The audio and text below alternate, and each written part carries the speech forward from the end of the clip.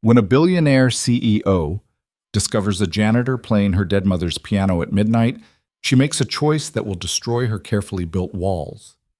What happens when the most powerful woman in Seattle falls for the single father who cleans her floors? This isn't just a story about love. It's about the music we silence, the dreams we abandon, and the courage it takes to let someone see who we really are. Stay until the end, hit that like button, and comment what city you're watching from so I can see how far this story travels. The rain hadn't stopped in 3 days. Seattle wore October like a wet coat it couldn't shake off, the kind of persistent drizzle that made the city look like it was crying without knowing why. On the 40th floor of the Hart Industries Tower, Isla Hart stood at her office window and watched the lights below blur into watercolor streaks. It was past 11. The building had been empty for hours. She should have gone home. But home was a penthouse apartment with floor-to-ceiling windows that made her feel like she was living inside a fishbowl, and lately, the silence there had teeth. At least here, in this glass and steel monument to her family's legacy, the silence made sense. This was where silence belonged, where it served a purpose. Isla turned back to her desk, to the quarterly reports that wouldn't read themselves, to the merger documents that needed her signature by morning, to the endless machinery of building and maintaining and protecting something her mother had started and her father had nearly destroyed. She'd spent the last 8 years cleaning up his mess, turning Hart Industries from a scandal into a success story. And she'd done it by being exactly what the world needed her to be: sharp, controlled, unreachable. She was good at unreachable. The sound when it came was so unexpected that for a moment she thought she'd imagined it. A scrape. Wood on wood. Quiet but distinct. Isla's hand froze over the document she'd been signing. The sound had come from the executive suite, from the large open space outside her office, where her assistant's desk sat, where the conference table gleamed, where the piano bench. She stood slowly, her heart doing something strange in her chest. The Steinway Grand sat in the corner of the suite like an expensive ghost, its black lacquer surface reflecting the city lights. It had been her mother's, brought here when Caroline Hart was still alive, still running the company, still believing that beauty and business could coexist. After she died, no one had touched it. Isla had made sure of that. Another sound, not the bench this time. A single note, clear and pure, hanging in the air like a question. Isla moved toward her office door, her heels silent on the carpet. She told herself she was angry. Someone had violated a boundary, entered a space that wasn't theirs, touched something sacred. But anger wasn't what made her hand shake as she reached for the door handle. She opened it slowly.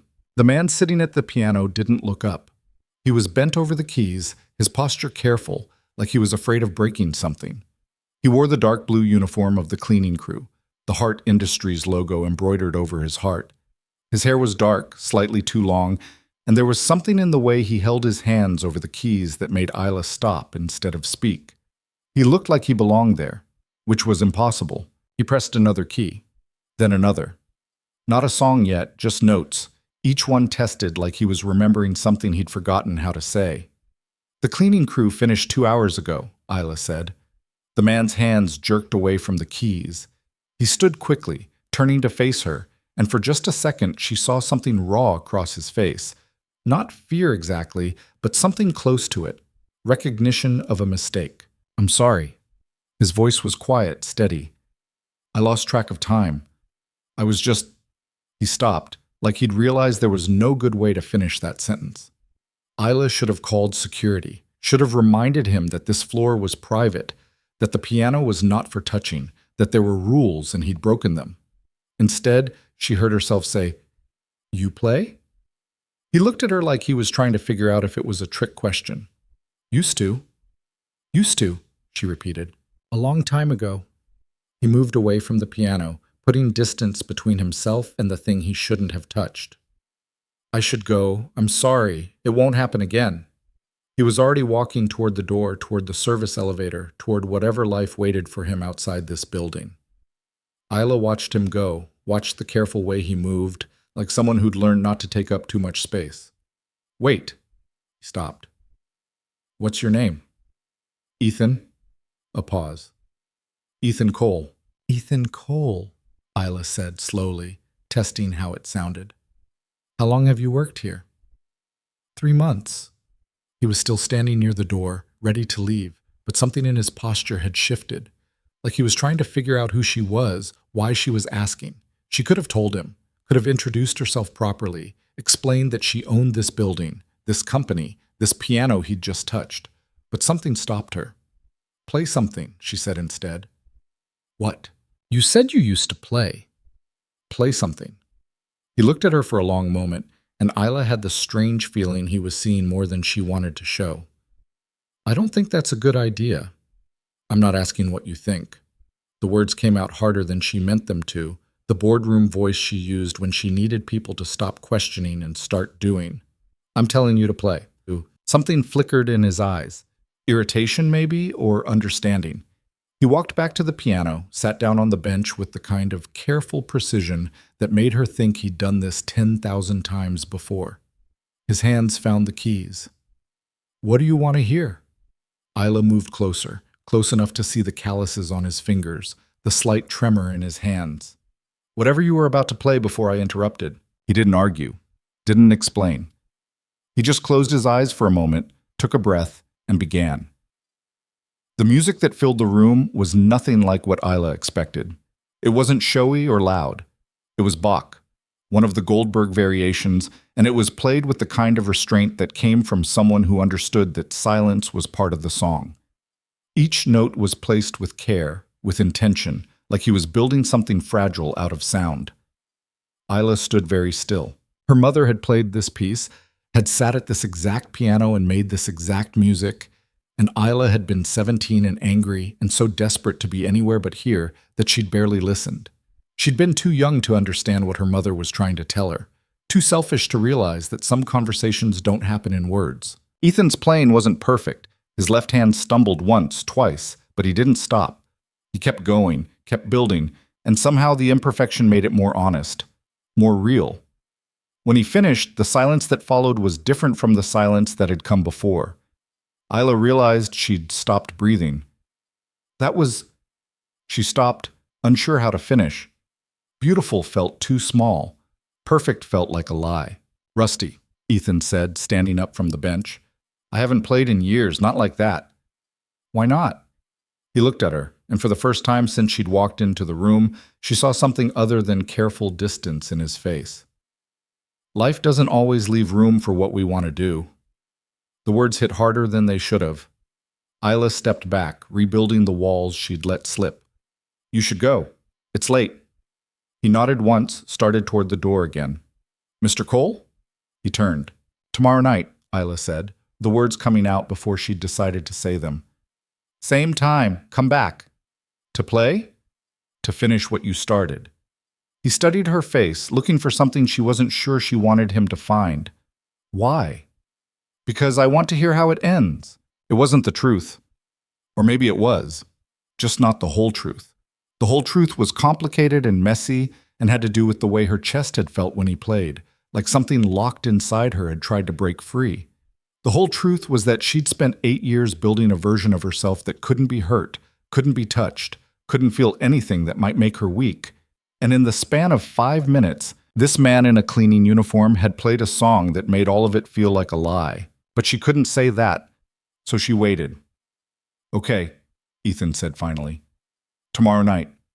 He left through the service elevator, and Isla stood alone in the executive suite with the piano and the rain and the feeling that something had just shifted in a way she couldn't take back.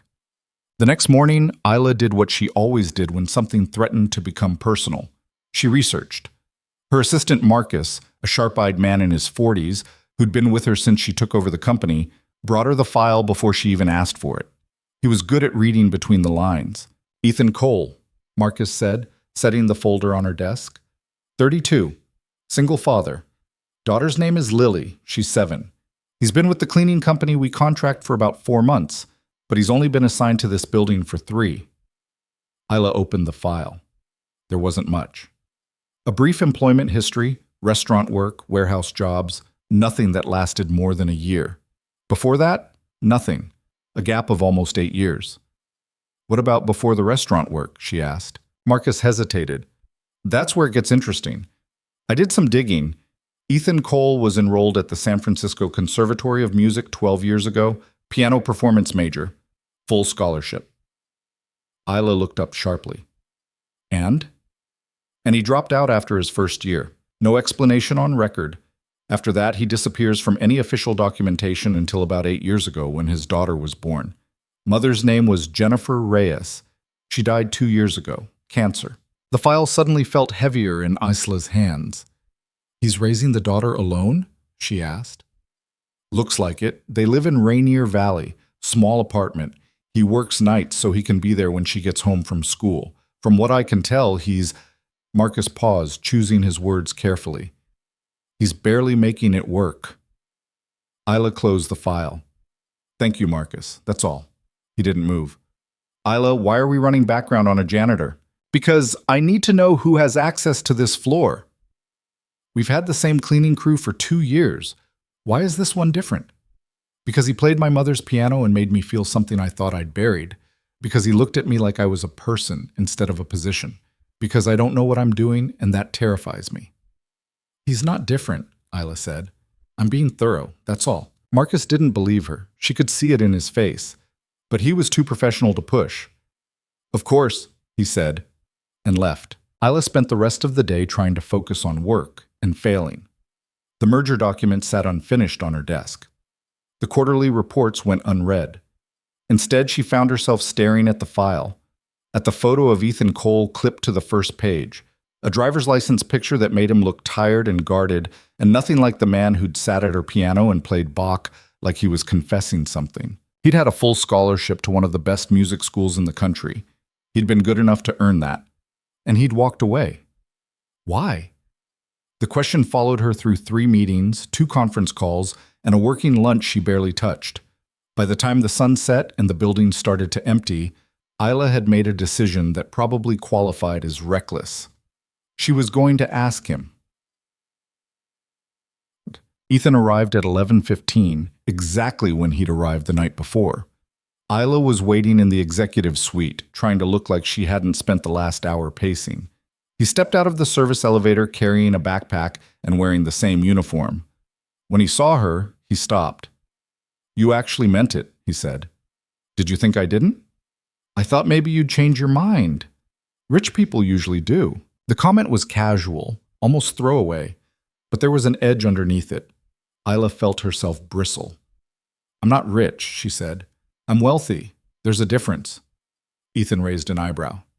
"Is there?" "Rich is relative. Wealth is structural." She crossed her arms. "But that's not why you're here." "No." He moved toward the piano, set his backpack down beside the bench. "I'm here because you told me to come back and finish what I started, though I'm still not sure what that means." "The piece you played last night, the Goldberg Variations. You didn't finish it." "That's because the Goldberg Variations takes about 90 minutes to play in full, and I'm pretty sure your security team would have tackled me before I got through Variation 10. Despite herself, Isla almost smiled. "Then play your favorite variation." He sat down at the piano, hands hovering over the keys. "You know this piece?" "My mother played it." The words came out before she could stop them, and suddenly the air between them changed. Ethan looked at her, really looked at her, and she had the uncomfortable feeling he was connecting dots she hadn't meant to show him.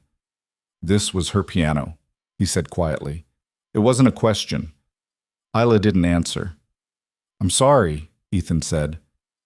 "I didn't know. If I'd known, you wouldn't have touched it." Isla moved closer to the piano. "That's exactly why I didn't tell you." "I don't understand. You played it like it was meant to be played, like it was alive. No one's done that in 8 years. The silence stretched between them. "When did she die?" Ethan asked. 8 years ago, pancreatic cancer. She had 6 months from diagnosis to—" Isla stopped, the sentence unfinished. "She spent most of it here, working, playing. She said the piano helped her think. And after she died, you locked it up. I preserved it." "Same thing." Isla felt anger flash through her, sharp and hot. "You don't know anything about it." "You're right," Ethan said, meeting her eyes. "I don't. But I know what it looks like when someone's trying to keep something dead instead of letting it live." The word should have made her furious, should have made her throw him out, call security, remind him exactly who he was talking to. Instead, they made her feel seen in a way that was almost painful. "Play," she said, her voice rough. "That's what you came here to do." Ethan held her gaze for another moment, then turned to the keys. "Variation 15, he said. "It's in a minor key. Supposed to be the saddest one, but I always thought it was the most honest." He began to play. The music was slow, deliberate, each note weighted with something that felt like grief but wasn't quite. It was darker than what he'd played the night before, more willing to sit in the uncomfortable spaces. Isla found herself moving closer, close enough to see the concentration on his face, the way his eyes closed when he reached a particular phrase. "You're good," she said when he finished. "Really good." "Was good," Ethan corrected. "There's a difference." "Why did you stop?" He looked down at his hands. "You already know the answer to that. You ran a background check on me." Isla felt her face flush.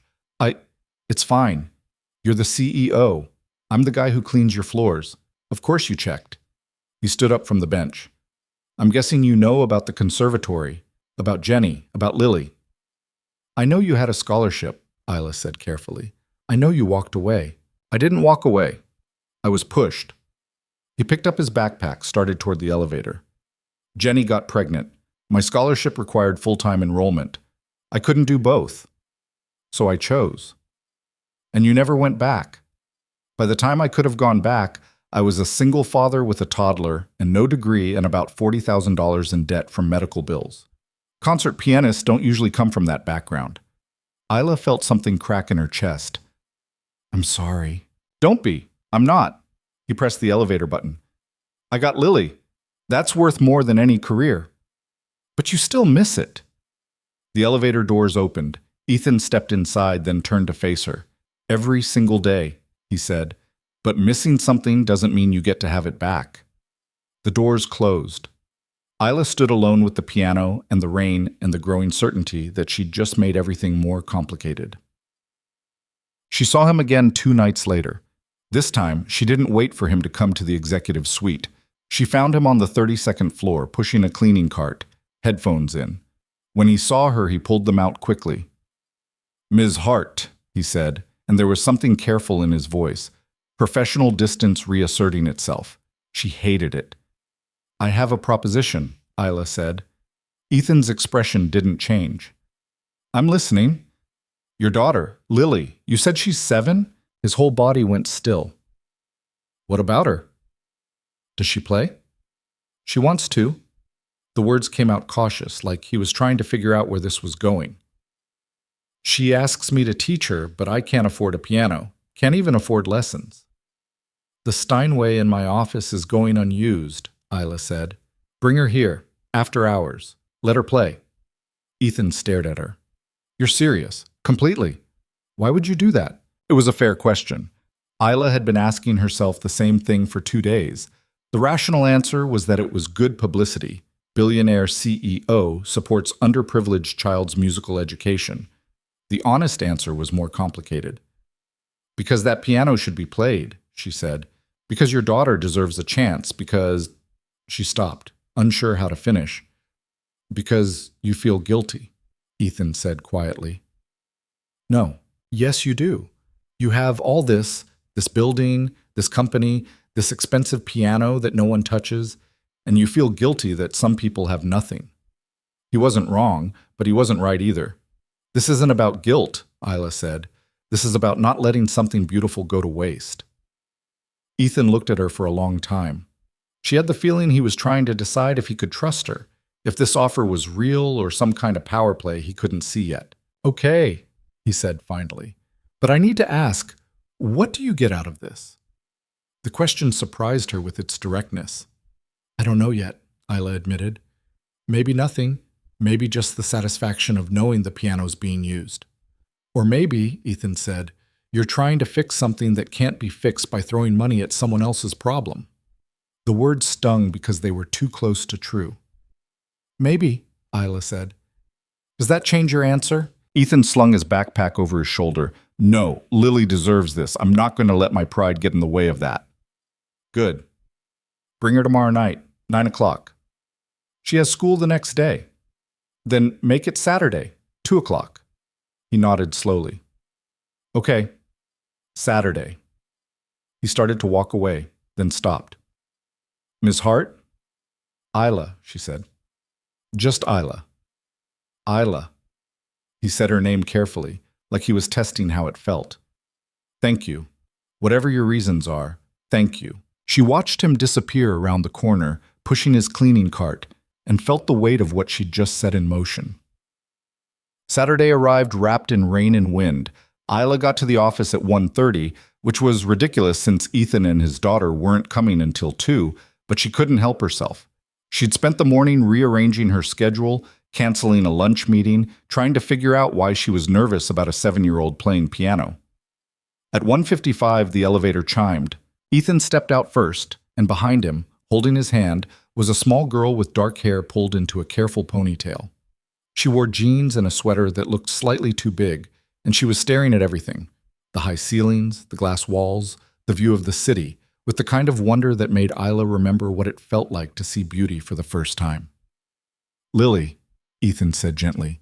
This is Ms. Hart. The girl looked up at Isla with serious brown eyes. It's nice to meet you, Ms. Hart.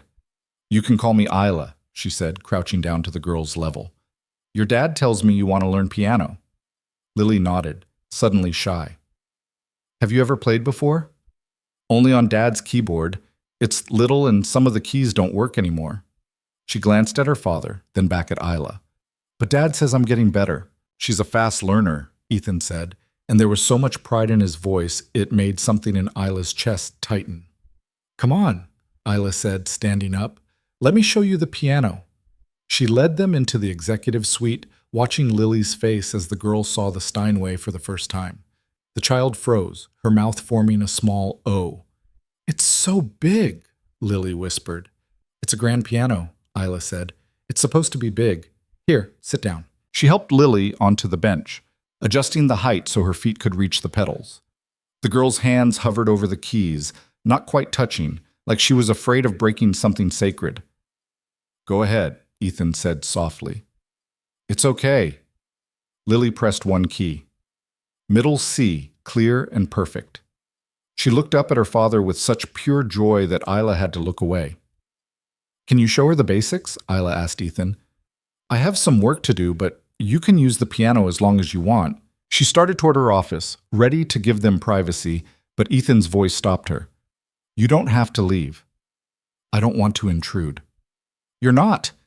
He was already sitting beside Lily on the bench, guiding her small hands to the right position. Besides, you might learn something. It was said lightly, almost as a joke, but Isla caught the invitation underneath. She pulled a chair over from the conference table, sat down at a careful distance. For the next hour, she watched Ethan teach his daughter. He was patient in a way that seemed innate, not learned. When Lily's fingers stumbled, he didn't correct her harshly. He showed her again slowly until she got it. When she grew frustrated, he made her laugh. When she wanted to give up, he reminded her why she'd wanted to start. Music isn't about being perfect, he told her at one point. It's about telling the truth, and the truth is messy sometimes. That's okay. Lily absorbed every word like gospel. At some point, Isla stopped pretending to work and just watched. She watched the way Ethan's face softened when Lily finally got a scale right. Watched the way Lily leaned into her father when she was tired. Watched the wordless communication between them, the kind that only exists between people who've had to rely on each other completely. Something inside her started to ache. By 3:30, Lily was yawning. Ethan stood up from the bench, stretched. I think that's enough for today, he said. Good work, sweetheart. Lily beamed at him. Can we come back? If Ms. Hart says it's okay. Both of them looked at Isla. You can come back, she said, every Saturday, same time. Lily's smile could have powered the entire building. As they were leaving, Lily ran back to Isla and hugged her quickly, fiercely, before running back to her father. Isla stood frozen, unsure what to do with the warmth suddenly spreading through her chest. She likes you, Ethan said. I didn't do anything. You gave her something to look forward to. That's more than most people do. He took Lily's hand and headed toward the elevator. Just before the doors closed, he looked back at Isla. Same time next week? He asked. Same time, she confirmed. The doors closed. Isla went back into the executive suite, to the piano that didn't look quite so lonely anymore, and realized that for the first time in 8 years, the silence felt different. It felt like something was beginning. The Saturdays became a rhythm Isla didn't know she'd been missing. 2 o'clock would arrive, and so would Ethan and Lily, the girl's face pressed against the elevator glass as they rose 40 floors above the city. Isla found herself arranging her weekends around those 2 hours, declining invitations, postponing errands, making excuses that felt thin even to her own ears. Marcus noticed but said nothing, which somehow made it worse. By the third Saturday, Lily had stopped being shy. Can I try that song Dad plays? She asked, bouncing slightly on the piano bench. The one that goes... She hummed a few notes, off-key, but recognizable. Bach. That's too advanced for you right now, Ethan said, but there was no harshness in it. Let's focus on your scales first. Scales are boring. Scales are how you get good enough to play the interesting stuff. Lily made a face that said she didn't believe him. Isla, sitting at her usual spot by the window, found herself smiling despite the quarterly budget report she was supposed to be reviewing. What if we made a deal? Isla heard herself say. Both Ethan and Lily turned to look at her. What kind of deal? Lily asked, suspicious in the way only 7-year-olds can be. You practice your scales for 30 minutes without complaining, and then your dad plays the Bach piece for you so you can hear what you're working toward. Lily's eyes went wide. Would you do that, Dad?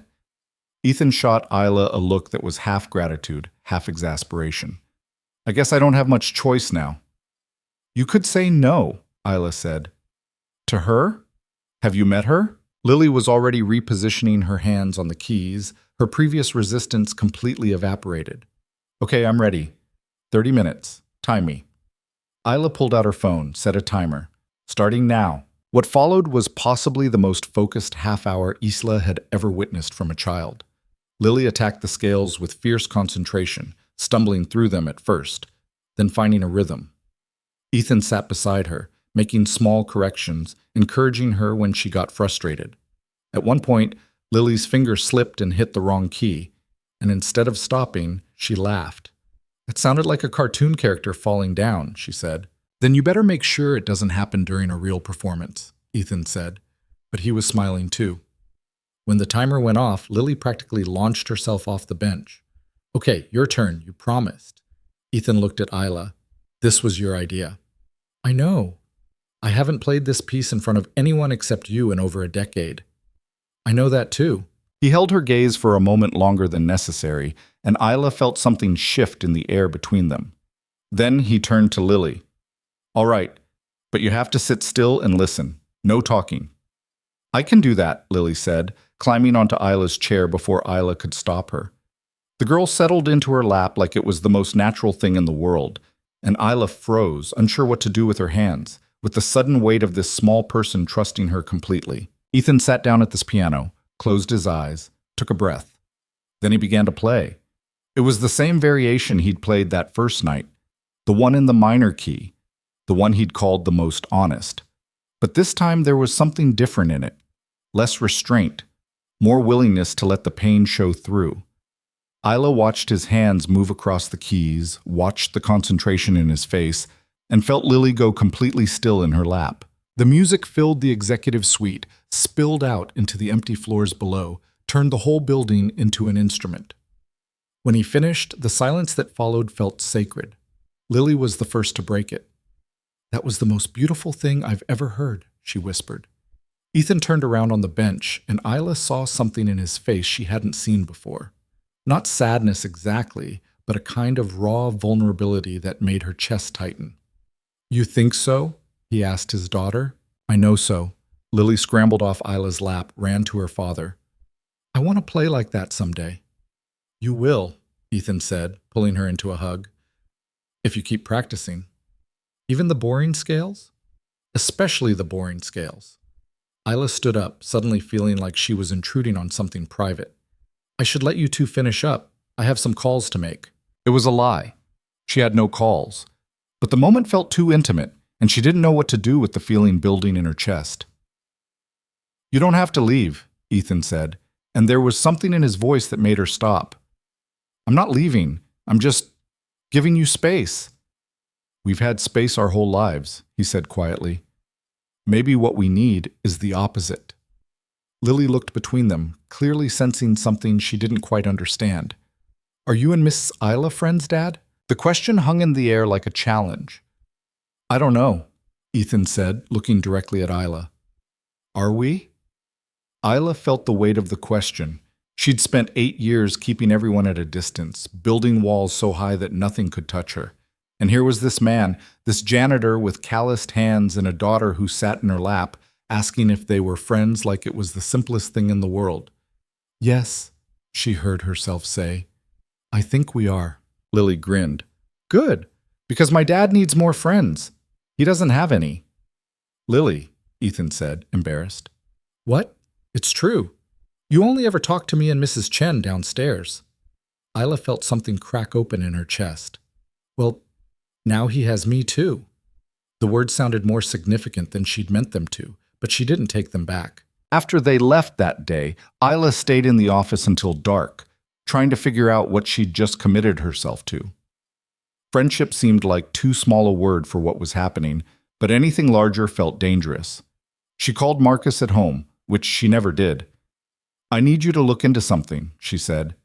It's Saturday night, Isla. I know what day it is. I need you to find out what schools in Rainier Valley have strong music programs, elementary level. There was a pause on the other end of the line. This is about the janitor's daughter. Her name is Lily. Okay? This is about Lily. She's talented, Marcus, really talented. She should be in a school that can nurture that. And you want to pay for it. It wasn't a question. I want to make sure she has options, Isla said. There's a difference. Is there? Marcus's voice was careful, not quite judgmental, but close. Isla, I've known you for 8 years. I've watched you build this company back from nothing. And in all that time, I've never seen you get personally involved with anyone. Not like this. I'm not involved. I'm helping a child. You're helping the child's father. This isn't about him. Isn't it? Isla felt heat rise in her face. Find me the information about the schools. That's all I'm asking. All right, Marcus said, and she could hear the skepticism in his voice. I'll have it for you Monday morning. He hung up before she could thank him. Isla sat in her office, surrounded by glass and steel and the evidence of everything she'd built, and wondered when it had started to feel like a prison. The following Tuesday, she found herself on the 32nd floor again, ostensibly checking on building maintenance. Really, she was looking for Ethan. She found him in a conference room replacing trash bags. When he saw her, he straightened up, and she watched him switch into professional mode like flipping a switch. Ms. Hart, is there a problem with the cleaning? No, everything's fine. She closed the door behind her, which was probably a mistake. I wanted to talk to you about Lily. His expression immediately shifted to concern. Did something happen at the lesson? She said she had a good time, but if she was disrespectful, she was perfect. That's not what this is about. Isla pulled out her phone, opened the file Marcus had sent her. There are 3 elementary schools in Seattle with exceptional music programs. One's in Capitol Hill, one's in Wallingford, one's in Queen Anne. All of them have openings for next semester. Ethan stared at her. Those are all expensive neighborhoods. The schools are public. Anyone can apply. Right, and I'm sure they'd be thrilled to accept a kid from Rainier Valley whose dad cleans office buildings. The bitterness in his voice surprised her. That's not how school enrollment works. That's exactly how it works. He tied off the trash bag with more force than necessary. Those schools serve those neighborhoods. They want kids whose parents can donate to the PTA and volunteer at fundraisers, not kids like Lily. Lily is talented. Talent doesn't matter if you can't afford the field trips and the instrument rentals and all the other things that aren't technically required, but somehow are. Isla felt frustration rising in her chest. So what? You're just going to keep her in a failing school because you're too proud to let someone help? I'm not too proud. I'm realistic. Ethan faced her fully now, and there was something hard in his expression. You want to feel good about yourself? Fine. Write a check to a music charity. Donate an instrument to an underprivileged school. But don't use my daughter to make yourself feel better about having more money than you know what to do with. The words hit like a slap. That's what you think this is? Isla asked, her voice tight. I don't know what this is. That's the problem. Ethan picked up the trash bag, moved toward the door. Look, I appreciate you letting Lily use the piano. That's generous, but I don't need you trying to fix our entire life. I'm not trying to fix anything. I'm trying to give your daughter opportunities. Why? He stopped at the door, turned back to face her. Why do you care this much about a kid you barely know? It was the same question he'd asked before, but this time it felt different. This time it felt like a test. Because she deserves better than what she's getting, Isla said, and because you're working yourself to death trying to give it to her and you can't do it alone. I've been doing it alone for 2 years. That doesn't mean you have to keep doing it. The silence between them was sharp, uncomfortable. Ethan's hand was on the door handle, and for a moment Isla thought he was going to leave without another word. Instead, he let out a long breath. The Saturday after Lily turned 2, Jenny took her to the park, he said quietly. When they came back, Jenny had this bruise on her arm. Said she'd bumped into a swing. 3 months later, we found out it was cancer. Stage 4. By the time they caught it, there was nothing they could do. Isla felt the air leave her lungs. She had 6 months, Ethan continued.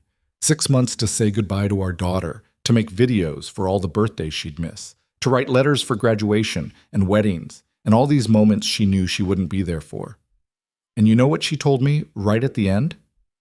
Isla shook her head, unable to speak. She said, "Don't let Lily forget that she's loved. That's the only thing that matters. Not music, not school, not opportunities. Just love." He finally looked directly at Isla. So when you come here with your lists of fancy schools and your guilt about being rich, what I hear is someone who thinks love isn't enough. That what I'm giving my daughter isn't good enough because I can't afford piano lessons and private schools and all the things money can buy. That's not what I think, Isla said, but her voice sounded weak even to her own ears. Then what do you think? The question demanded honesty, and Isla found herself giving it. I think you're an incredible father, she said. I think Lily is lucky to have you. And I think you're so busy being both parents that you won't let anyone else help carry the weight, even when it's crushing you. Ethan's expression shifted, something in it softening. You don't know what you're talking about, don't I? Isla took a step closer. My mother died when I was 17. My father fell apart. He started making bad business decisions, taking risks that nearly destroyed everything she'd built. And I had to step in and fix it because there was no one else. I was a kid trying to do an adult's job, and I was drowning, and I was too proud to ask for help because I thought that made me weak. She hadn't meant to say any of that. The words just came, pulled out by the rawness in his face. So yeah, she continued, maybe I am trying to fix something that can't be fixed. Maybe I see you and Lily, and I see a chance to do for someone else what no one did for me. Is that selfish? Probably. But it's honest. Ethan set the trash bag down. You were 17 when your mom died? 17 and completely unprepared. At least you got 17 years? Lily got 2. The words weren't cruel, just factual, and somehow that made them hurt more. I'm sorry, Isla said. About Jenny, about all of it. Yeah, me too. He ran a hand through his hair, looking exhausted. Look, I'm not trying to be difficult. I need to protect her, you know? She's already lost so much. I can't let her get used to things we can't keep. What if you could keep them? We can't. That's the point. You're going to get bored of this project or busy with work, or you'll meet someone and get married and have your own kids. And where does that leave Lily? Attached to someone who's going to disappear. There it was, the real fear underneath all the pride and resistance. I'm not going to disappear, Isla said. You don't know that. Yes, I do. She met his eyes. I don't break my promises, Ethan. If I say I'm in this, I'm in this. In what exactly? Because I still don't understand what this is. Neither did Isla, not really. But standing there in an empty conference room with a man holding a trash bag, she felt more certain than she'd felt about anything in years. It's friendship, she said. Real friendship. The kind where you let people help you, even when it's uncomfortable. The kind where you trust that someone showing up means they actually want to be there. Ethan studied her face, searching for something. And the schools? Information. Just information. You don't have to do anything with it. But if you decide Lily might benefit from a different environment, the option's there." He was quiet for a long moment. Then, unexpectedly, he smiled. It was small, a little sad, but genuine. "You're very stubborn," he said. "I've been called worse." "I bet you have." He picked up the trash bag again. "Okay, send me the information. I'll think about it." "Really? Really? But I'm not promising anything." "I'm not asking you to." He nodded, started to leave, then paused. "Isla? Yeah? Thank you for caring, even if I'm bad at accepting it." After he left, Isla stood in the conference room for a long time, trying to understand the feeling spreading through her chest. It felt like hope, which was terrifying. Hope meant vulnerability. Hope meant the possibility of being hurt, but it also meant the possibility of something else. Something she'd stopped believing in 8 years ago when her mother died and the world became a place that required armor instead of openness. The next Saturday, Lily arrived with a folder full of drawings. "I made these for you," she announced, thrusting them at Isla before her father could stop her. Isla opened the folder carefully. Inside were crayon drawings of the piano, the office, the city skyline. In one, 3 stick figures stood by the piano, a tall one in a suit, a medium one, and a small one. All of them were smiling. "That's you and me and Dad," Lily explained, pointing at each figure. "At the piano." Isla felt her throat tighten. "This is beautiful, Lily. You can keep it. I made it special for you." "I will. I'll put it up in my office." "Really?" Lily's face lit up. "Dad never puts my drawings up at work. He says the cleaning company won't let him." "Well, I own this building," Isla said, "so I can put up whatever I want." She meant it.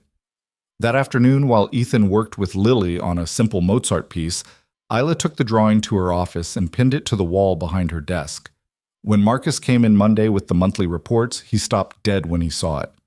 "Is that a crayon drawing?" he asked. "Yes." "On your wall?" "Yes. The wall where you usually put graphs and market projections." "I'm aware of where my wall is, Marcus." He stared at the drawing for another moment, then at her, then back at the drawing. "You're in trouble, aren't you?" "What are you talking about?" "With him. The janitor. Ethan." Isla felt her defenses slam up. "It's not like that. Isla, I've worked with you long enough to know when you're lying to yourself." He set the reports on her desk, his expression gentler than usual. "And for what it's worth, I don't think it's a bad thing. I think maybe it's exactly what you need." "I don't need anything." "Everyone needs something. You've just been pretending you don't for so long that you've started to believe it." He left before she could argue, and Isla sat at her desk staring at a 7-year-old's drawing and wondering if Marcus was right. The answer came 2 weeks later, on a Saturday that started like all the others but ended somewhere entirely different. Lily was working through a scale when she suddenly stopped and looked at her father. "Dad, can Ms. Isla play too?" Ethan glanced at Isla, surprised. "I don't know. Can she?" All eyes turned to Isla. She felt her stomach drop. "I don't play," she said. "But it's your piano," Lily said, confused. "It was my mother's piano. I never learned." That wasn't quite true. She'd learned the basics as a child, had taken lessons until she was 12, and decided she had better things to do. But she'd never been good at it, not like her mother, and after her mother died, the idea of touching the piano had felt like a desecration. "You should learn," Lily said with the absolute certainty of a child. "Then we could play together." "I'm too old to learn piano." "No one's too old to learn piano," Ethan said quietly. "Trust me." There was something in his voice that made Isla look at him. He was watching her with an expression she couldn't quite read. Not pity, something more like understanding. "I wouldn't know where to start," Isla said. "Same place everyone starts." He stood up, gestured for her to take his place on the bench. "Come here." "Ethan." "Come here." Isla found herself moving before she'd decided to. She sat down on the piano bench and Ethan sat beside her. He was close enough that she could feel the warmth of him, smell the faint scent of laundry detergent, and something else she couldn't name. "Hands up," he said. She raised her hands, feeling ridiculous. He adjusted her position gently, his fingers brushing hers. "Curve your fingers, like you're holding an orange. There. Now, Lily, show Ms. Isla middle C." Lily pressed the key with exaggerated precision. Isla copied her, pressing the same key. The note rang out, clear and pure. "Good," Ethan said. "Now D."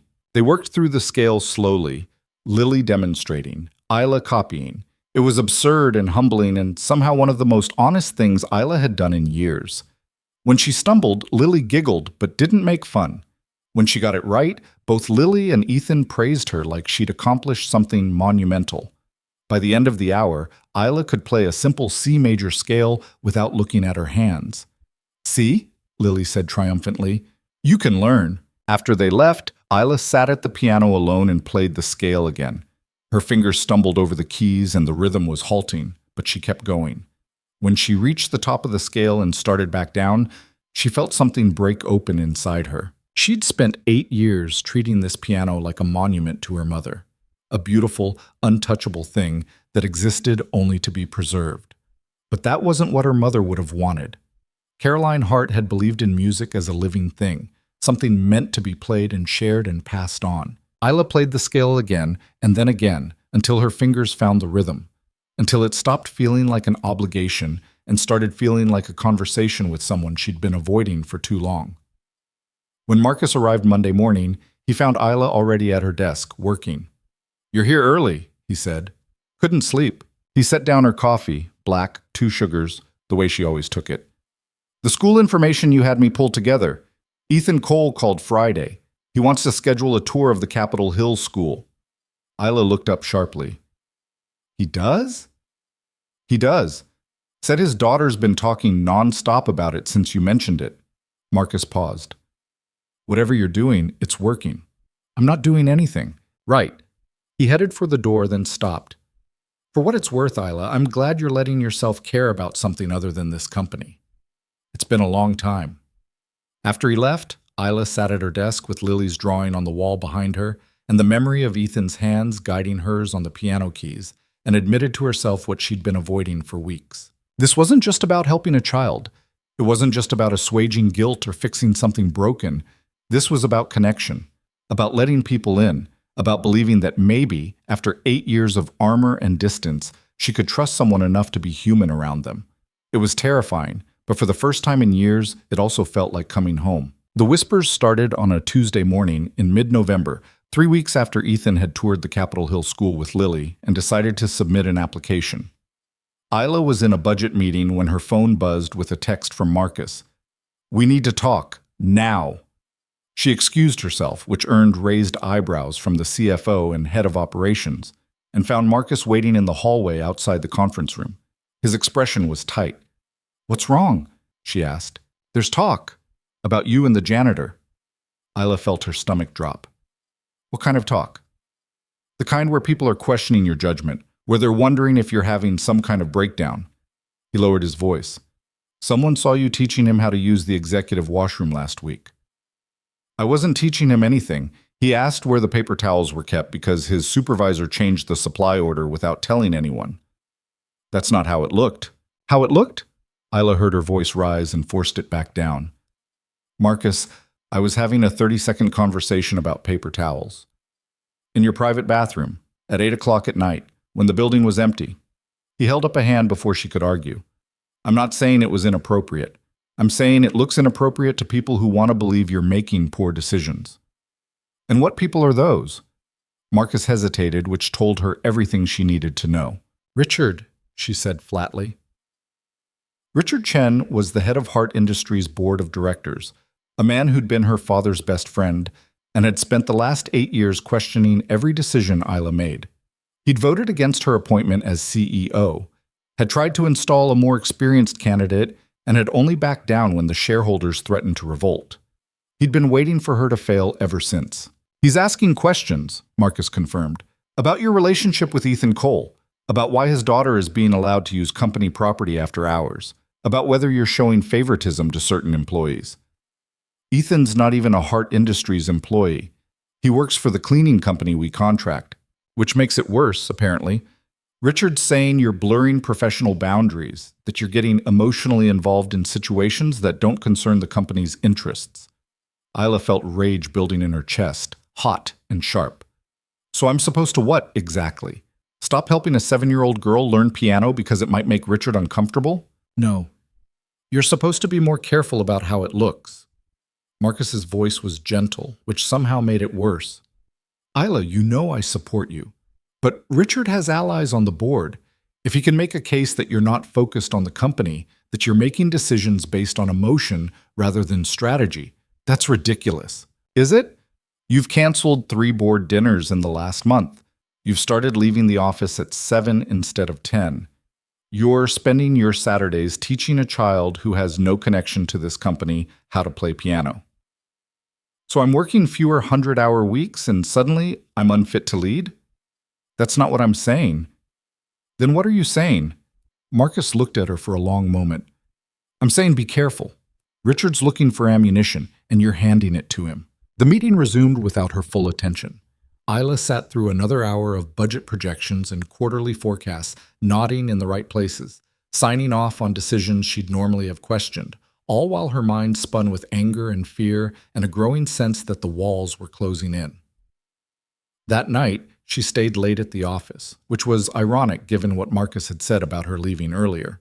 She was still there at 11 when Ethan arrived with his cleaning cart. He took one look at her face and stopped. What happened? Nothing. That's not true. He parked his cart, came closer. You look like you want to break something. I want to break several things, actually, starting with the board of directors and working my way down. That bad? Isla laughed, but there was no humor in it. Apparently, people think I'm having some kind of crisis because I'm spending time with you and Lily, that I'm not focused on the company, that I'm making emotional decisions instead of strategic ones. Ethan's expression darkened. People meaning who?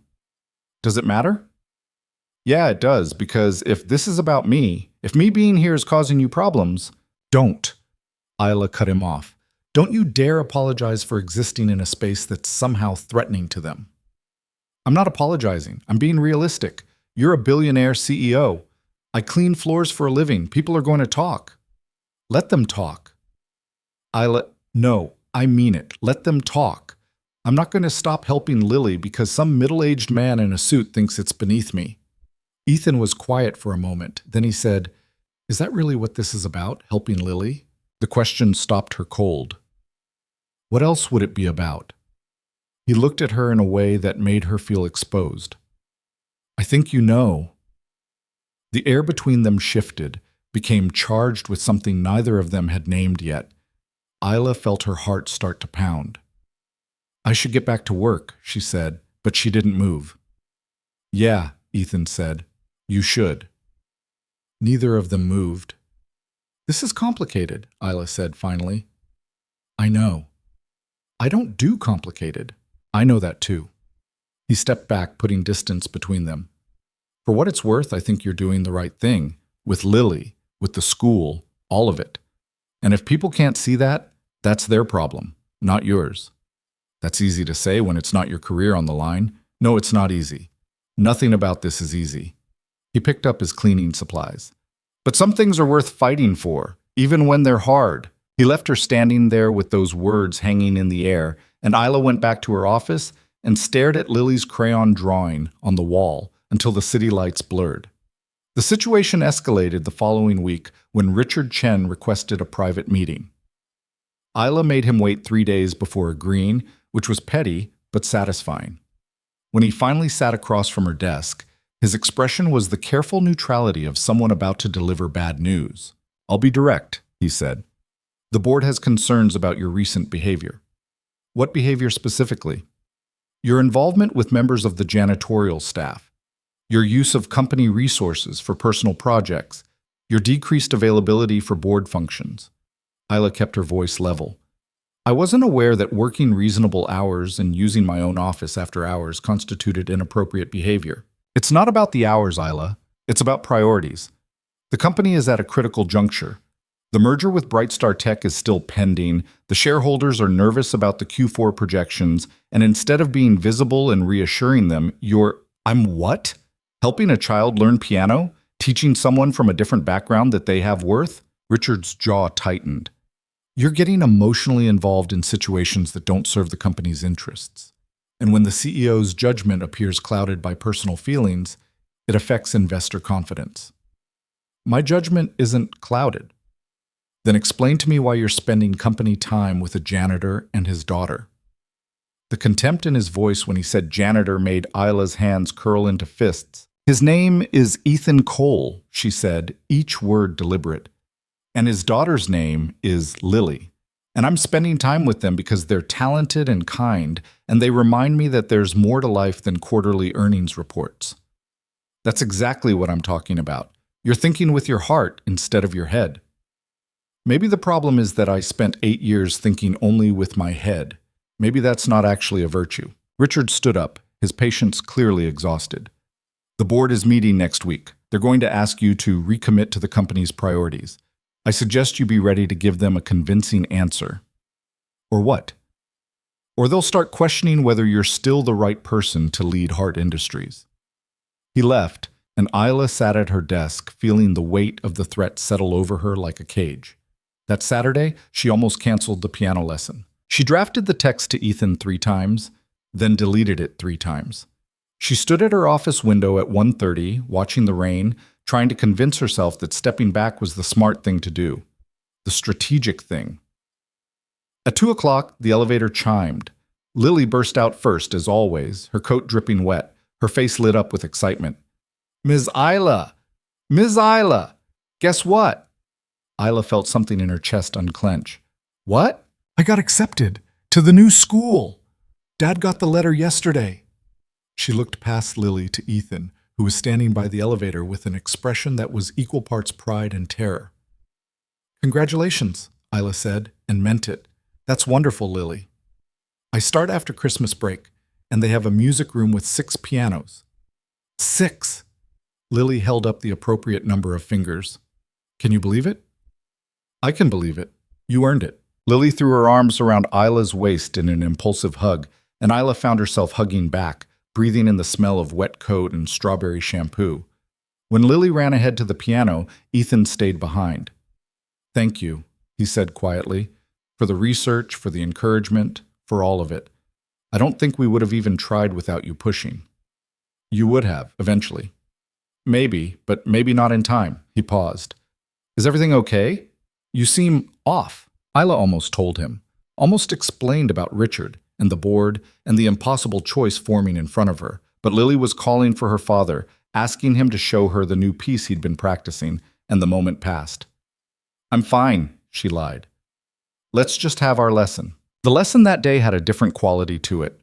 There was celebration in it, joy at Lily's acceptance, but underneath was something fragile. Isla kept catching Ethan watching her with concern, and she kept looking away. When it was over, when Lily was packing up her music books, Ethan pulled Isla aside. "Something's wrong," he said. "Tell me." "It's nothing you need to worry about." "Isla." She looked at him, at the genuine concern in his face, and felt her defenses crack. "The board thinks I'm making bad decisions," she said quietly. "They think I'm too emotionally involved in this, in you and Lily. They're questioning whether I should still be running the company." Ethan's expression went very still. "Because of us?" "Because of me. Because I'm not performing the role they expect." "What role is that?" "The one where I don't have a life outside these walls, where I don't care about anything except profit margins and shareholder value." "And what do you want?" The question was simple, but it hit like a punch. What did she want? She wanted Saturday afternoons with a 7-year-old who drew crayon pictures and hugged, without asking permission. She wanted conversations with a man who saw through her walls and called her on her defenses. She wanted to remember what it felt like to be human instead of a corporate machine. But she also wanted the company her mother had built, wanted to honor that legacy, wanted to prove she could be trusted with it. "I don't know," she said finally. "I don't know if I can have both." Ethan was quiet for a long moment, then he said, "Lily's school has a winter recital, 3 weeks from now. She's been asked to perform." "That's wonderful." "She wants you there." Isla felt her throat tighten. "Ethan, I know it's complicated. I know you have 100 reasons to keep your distance, but she's 7 years old and she thinks you're amazing, and she wants you in the audience when she plays her first real performance." He paused. "I want you there too. If I go, if people see me there, it'll just make things worse." "Worse for who? For the board? For Richard Chen?" His voice was gentle but firm. Or worse for you because you'll have to admit you care about something outside your control? The truth of it stung. I'll think about it, Isla said. That's all I'm asking. But it wasn't all he was asking, and they both knew it. Over the next 2 weeks, the pressure from the board intensified. Richard scheduled another meeting, this time with 3 other board members present. They presented her with data about her decreased visibility, her canceled commitments, her apparent lack of focus. The shareholders need to see a CEO who's fully committed, Richard said. Right now, they're seeing someone who's distracted. My performance metrics haven't changed, Isla countered. Revenue is up 12% year over year. The Brightstar merger is on track. Employee satisfaction is at an all-time high. Numbers aren't everything. Leadership is about presence, about showing people that you're invested. I am invested. I've given this company 8 years of my life. Then prove it. Recommit. Be visible. Stop wasting time on projects that don't serve the company's mission. There it was. The ultimatum she'd been waiting for. And if I don't? She asked. Richard exchanged glances with the other board members. Then we'll have to reconsider whether you're still the right fit for the CEO position. After they left, Isla sat in her office and felt the walls closing in.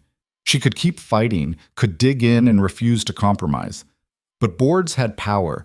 They could make her life impossible, could erode her authority until she was CEO in name only, or she could give them what they wanted. Step back from Ethan and Lily, refocus entirely on the company, prove that she was still the ruthless businesswoman they needed her to be. The choice should have been obvious. But when she looked at Lily's drawing on her wall, at the 3 stick figures smiling by the piano, the choice felt impossible. She called Marcus at 9 that night. I need advice, she said. About the board? About everything. There was a long pause, then Marcus said, What does your gut tell you? My gut tells me to fight, to tell Richard and everyone else that they don't get to dictate how I live my life. And what does your head tell you? That fighting might cost me everything my mother built. Okay, now let me ask you something else. Marcus's voice was careful. If your mother were here, what would she tell you to do? Isla felt tears sting her eyes. I don't know. Yes, you do. You're just afraid of the answer. He was right. Caroline Hart had been many things. Brilliant, driven, uncompromising in business. But she'd also been someone who believed in balance, who'd kept a piano in her office, who told her daughter that success meant nothing if you lost yourself in the pursuit of it. She'd tell me to choose what makes me human, Isla said quietly. Then maybe you should listen to her. The night of Lily's recital arrived cold and clear, the first break in the rain Seattle had seen in weeks. Isla stood in front of her closet for 20 minutes, trying to decide what to wear. She settled on dark jeans and a sweater, casual, unremarkable, the kind of thing that wouldn't draw attention. The school auditorium was packed with families, the air buzzing with nervous energy, and the smell of coffee from the lobby. Isla found a seat near the back, hoping to blend in, but Ethan spotted her almost immediately. He made his way over, squeezing past other parents, and sat down beside her. You came, he said, and there was relief in his voice. I said I'd think about it. I know, I wasn't sure thinking would turn into showing up. Neither was I. The lights dimmed before he could respond, and the recital began. There were 12 student performers, ranging from tiny 6-year-olds who could barely reach the pedals to older kids who played with surprising sophistication. Isla watched them all, but her attention kept drifting to the program in her lap, to Lily's name listed 9th. When it was finally her turn, Lily walked onto the stage in a blue dress that was probably new, her hair pulled back in a careful braid. She looked terrified. She sat down at the piano, adjusted the bench, placed her hands on the keys. Then she looked out into the audience, scanning the crowd. And when her eyes found Isla, her whole face changed. The fear didn't disappear, but something else appeared alongside it.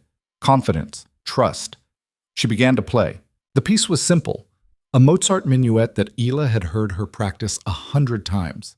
But something about hearing it here, in front of an audience, made it different.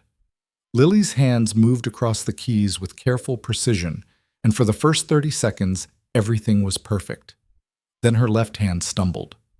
Isla saw it happen, saw Lily's face register the mistake, saw the flash of panic. For one terrible moment, Isla thought she was going to stop, going to run off stage in tears. But she didn't.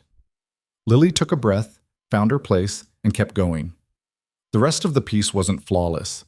She rushed one section, slowed down too much in another, but she made it through to the end, and when she finished, the applause was genuine and warm. Isla realized she was crying.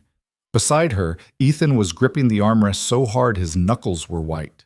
When Lily took her bow and walked off stage, he let out a breath that sounded like he'd been holding it for the entire performance. "She did it," he said, his voice rough.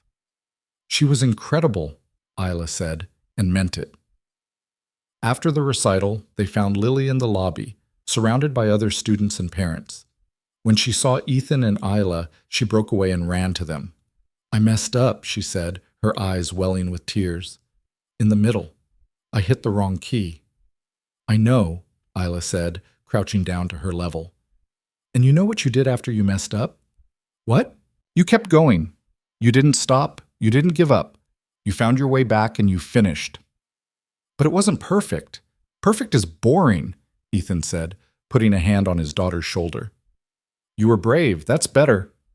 Lily looked between them, processing this. Then slowly, she smiled. "Did you like it?" "I loved it," Isla said. "You were amazing." The hug Lily gave her was fierce and trusting and completely unselfconscious. And Isla held on maybe a little too long, breathing in the moment, trying to memorize it. When they finally pulled apart, Lily ran off to find her friends, and Isla stood up to find Ethan watching her with an expression she couldn't quite read. "Thank you for being here," he said. It meant everything to her. It meant everything to me, too. The words came out more honest than she'd intended, and she saw something shift in his face. "Isla, I need to tell you something," she said, before she could lose her nerve.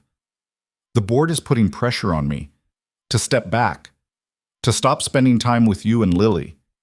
They think it's affecting my judgment, making me weak." Ethan's expression hardened. "And what do you think?" "I think they're wrong. I think the last few months have been the first time in 8 years I've actually felt like myself." She took a breath. "But I also think fighting them might cost me the company. So what are you going to do?" It was the same question Marcus had asked, the same question she'd been asking herself.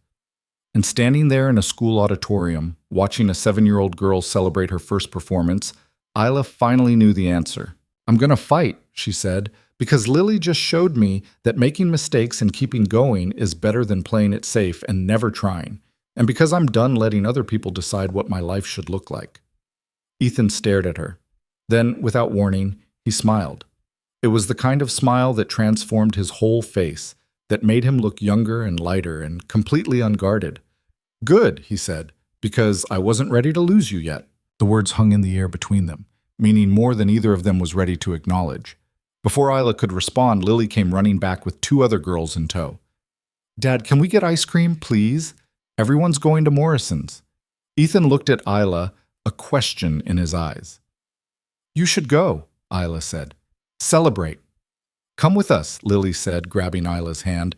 "Please, you have to come. You're part of this." And maybe it was the adrenaline from the performance, or maybe it was the decision she'd just made, but Isla found herself saying yes. They went to Morrison's, a small ice cream shop 3 blocks from the school.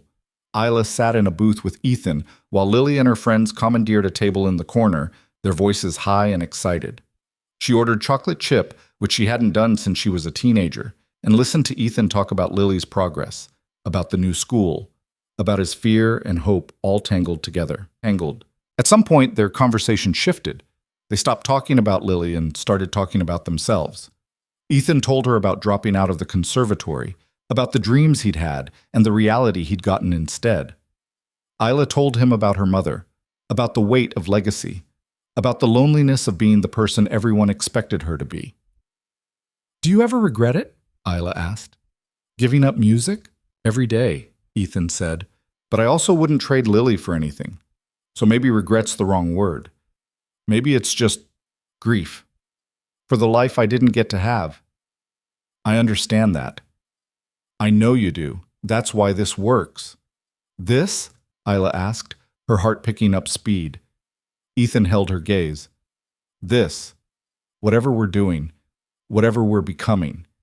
Before she could respond, Lily appeared at their table, her face smeared with mint chocolate chip. "Dad, can we come back to the piano tomorrow? I want to practice the piece I messed up." "We have our regular lesson next Saturday," Ethan said. "I know, but I want to practice more, please." Ethan looked at Isla. "Is tomorrow okay?" And Isla, who had a board meeting scheduled for Monday morning where she'd have to defend every choice she'd made, who was about to walk into the fight of her professional life, found herself nodding. "Tomorrow's perfect," she said, "because some things were worth fighting for.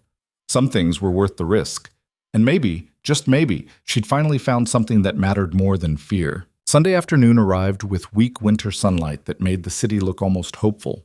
Isla got to the office at 1, earlier than she'd planned, and spent the extra hour pacing between her desk and the piano. She'd barely slept, her mind churning through scenarios for Monday's board meeting, imagining arguments and counter-arguments until they all blurred together. When the elevator chimed at 2, she felt her shoulders drop with relief. Lily bounded out first, but something was different. Her usual brightness was dimmed, her movements uncertain. Ethan followed, and Isla could see the tension in his jaw. "What's wrong?" she asked. Lily looked down at her feet. "I don't want to practice." "Why not? You were so excited yesterday." "Because I messed up. Everyone heard me mess up." Her voice got smaller. "What if I mess up again?" Isla crouched down, meeting the girl's eyes. "You will mess up again. That's how it works. But I don't want to." "Nobody wants to. But the messing up is part of the deal." Isla glanced at Ethan, who nodded almost imperceptibly. "You know what I did the first time I tried to play your dad's scale exercise?" Lily shook her head. "I got 3 notes in and my fingers completely forgot what they were supposed to do. I sat there frozen like an idiot while your dad tried not to laugh." "I wasn't laughing," Ethan said, but there was a smile in his voice. "You were definitely laughing on the inside." Isla turned back to Lily. "The point is, I messed up in front of someone I wanted to impress. And you know what happened?" "What?" "Nothing. The world didn't end. Your dad didn't kick me off the piano bench. I just tried again." Lily considered this, her face serious. "Were you scared?" "Terrified." "But you did it anyway?" "I did it anyway. Because being scared of something doesn't mean you get to avoid it. It just means you have to be brave." Something shifted in Lily's expression. Not quite confidence, but willingness. She walked to the piano and climbed onto the bench. For the next hour, Isla watched her work through the Mozart piece, stopping and starting, repeating sections until her fingers remembered.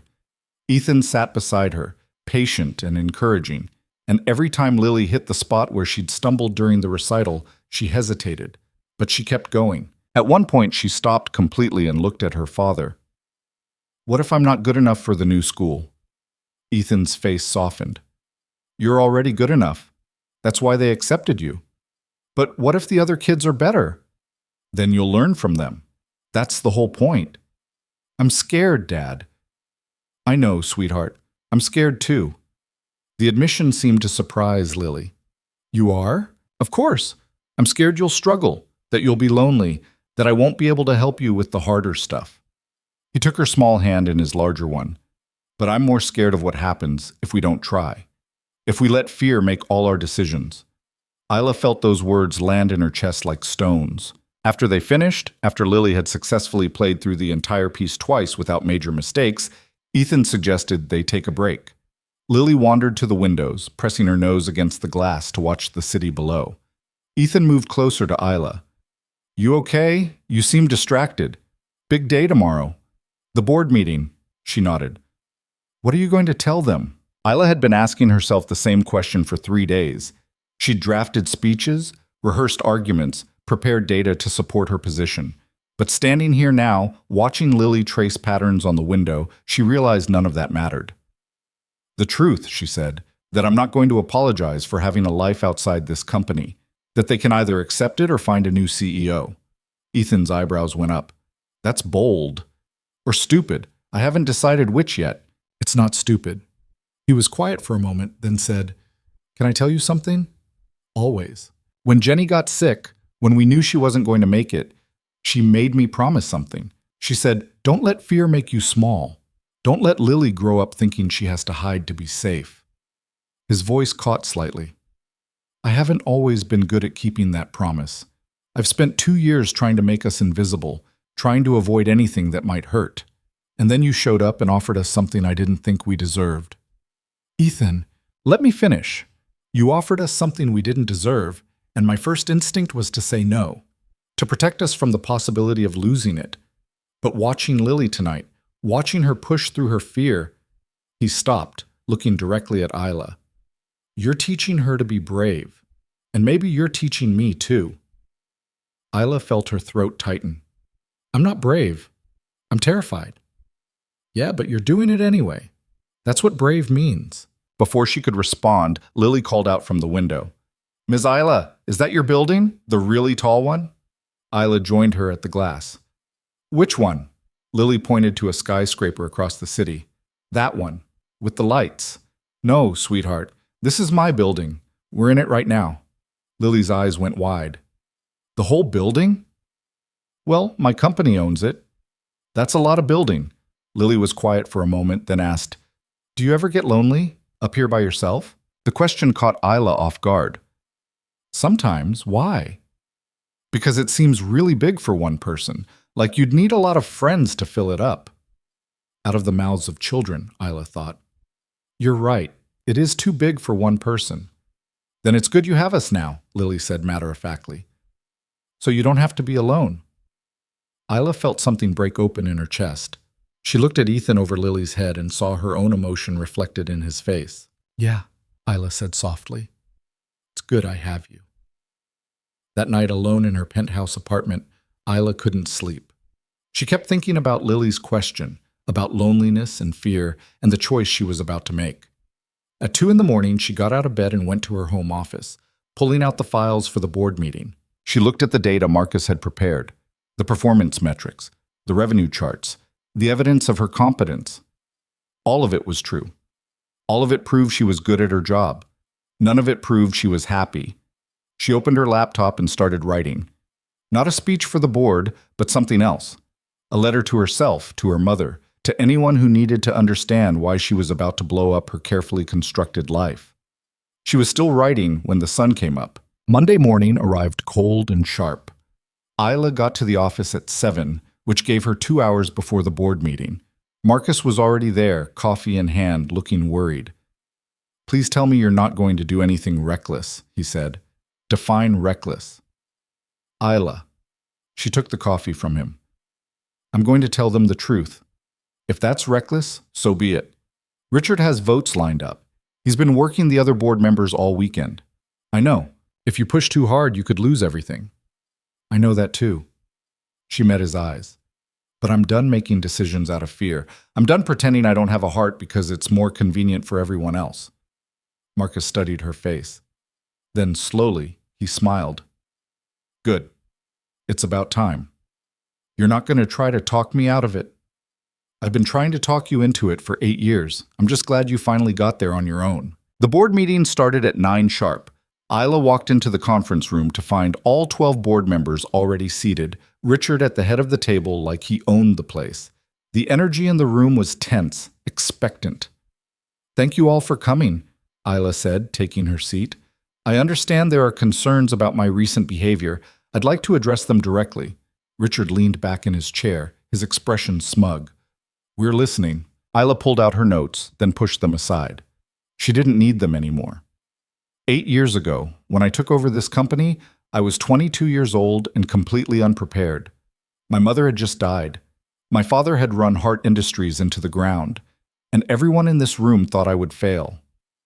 She looked around the table, meeting each person's eyes. You were probably right to think that. I was young, inexperienced, and I was drowning in grief. Isla, we don't need a history lesson, Richard interrupted. Yes, you do. Because you seem to have forgotten what I've accomplished. She pulled up a slide on the screen behind her. 8 years of growth charts, revenue increases, market expansion. I rebuilt this company from the ground up. I stabilized it, grew it, made it profitable again.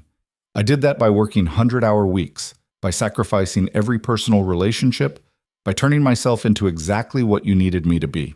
And we're grateful for that, another board member said, but recently you've noticed I've been working fewer hours. leaving earlier, spending time on things that don't directly benefit the company. Isla switched to another slide, this one showing her current performance metrics, which were just as strong as they'd been 6 months ago. What you haven't noticed is that my performance hasn't changed. Revenue is up. Employee satisfaction is at an all-time high. Every metric that matters is either stable or improving. This isn't about metrics, Richard said. It's about focus, about priorities. You're right. It is about priorities. And I'm reprioritizing. Isla stood up, moving away from the table. For 8 years, I've let this company consume my entire life. I've had no relationships, no hobbies, no identity outside these walls. And I told myself that was necessary, that it was what leadership looked like. She turned to face them. But that's not leadership, that's fear. I was terrified that if I let myself be human, if I showed any weakness, you'd use it against me. And you know what? I was right. The moment I started having a life outside this office, you started questioning my competence. We're questioning your judgment, Richard said coldly. You're getting involved with staff members using company resources for personal projects. I'm mentoring a talented child from an underprivileged background. I'm using a piano that's been sitting unused for 8 years to teach someone who wouldn't otherwise have access to music education. And yes, I've become friends with her father, who happens to work in this building. Isla's voice was steady, clear. If that's a crime, then I'm guilty. It's inappropriate, another board member said. The appearance of favoritism. Favoritism toward who? Ethan Cole doesn't work for Hart Industries. His daughter isn't on our payroll. There's no conflict of interest, legal or ethical. There's an optics issue, Richard insisted. The CEO of a major corporation spending time with a janitor. Say his name, Isla interrupted. What? You keep calling him a janitor like it's a slur. His name is Ethan Cole. He's a person with a name and a life and a daughter who deserves the same opportunities as anyone else's child. Richard's face flushed. This is exactly what I'm talking about. You're letting emotions cloud your judgment. You're personalizing business decisions. I'm humanizing them. There's a difference. Isla sat back down, her hands flat on the table. My mother built this company on the belief that business and humanity weren't mutually exclusive, that you could be successful and still care about people. I lost sight of that after she died. I thought the only way to honor her legacy was to be harder, colder, more ruthless than she ever was. She paused, feeling the weight of the admission. I was wrong. The best way to honor her legacy is to remember that companies are made of people, and people need more than profit margins to thrive. The room was silent. Several board members looked uncomfortable. Richard looked furious. So what are you proposing? He asked. That we all start mentoring janitors' children? That we turn Hart Industries into a charity? I'm proposing that we remember what this company is supposed to stand for. Innovation? Yes. Growth? Yes. But also responsibility. Community investment. Being the kind of company that makes the city better, not just richer. That's very idealistic, Richard said. But idealism doesn't pay dividends. Actually, it does. Isla pulled up another slide. Research on corporate social responsibility. Data showing that companies with strong community programs had higher employee retention, better public perception, stronger long-term growth. Investing in people isn't just good ethics, it's good business. She switched to her final slide, a proposal. I want to create a Hart Industries scholarship program. Full funding for talented students from underprivileged backgrounds to attend schools with strong arts programs. Music, visual arts, theater, whatever their passion is. How much would this cost? A board member asked. $5 million annually to start. Scalable based on results. Richard laughed, but there was no humor in it. $5 million because you got attached to one child. $5 million because that one child showed me how many others are out there. Kids with talent and potential and no resources. Kids who could change the world if someone gave them a chance. And you think that's our responsibility? I think it's an opportunity. One that aligns with our values and serves our long-term interests. Isla looked around the table. But more than that, I think it's the right thing to do, and I'm not going to apologize for that. The room erupted. Half the board members started talking at once, some supportive, others skeptical.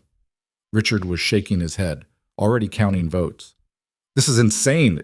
he said loudly, cutting through the noise.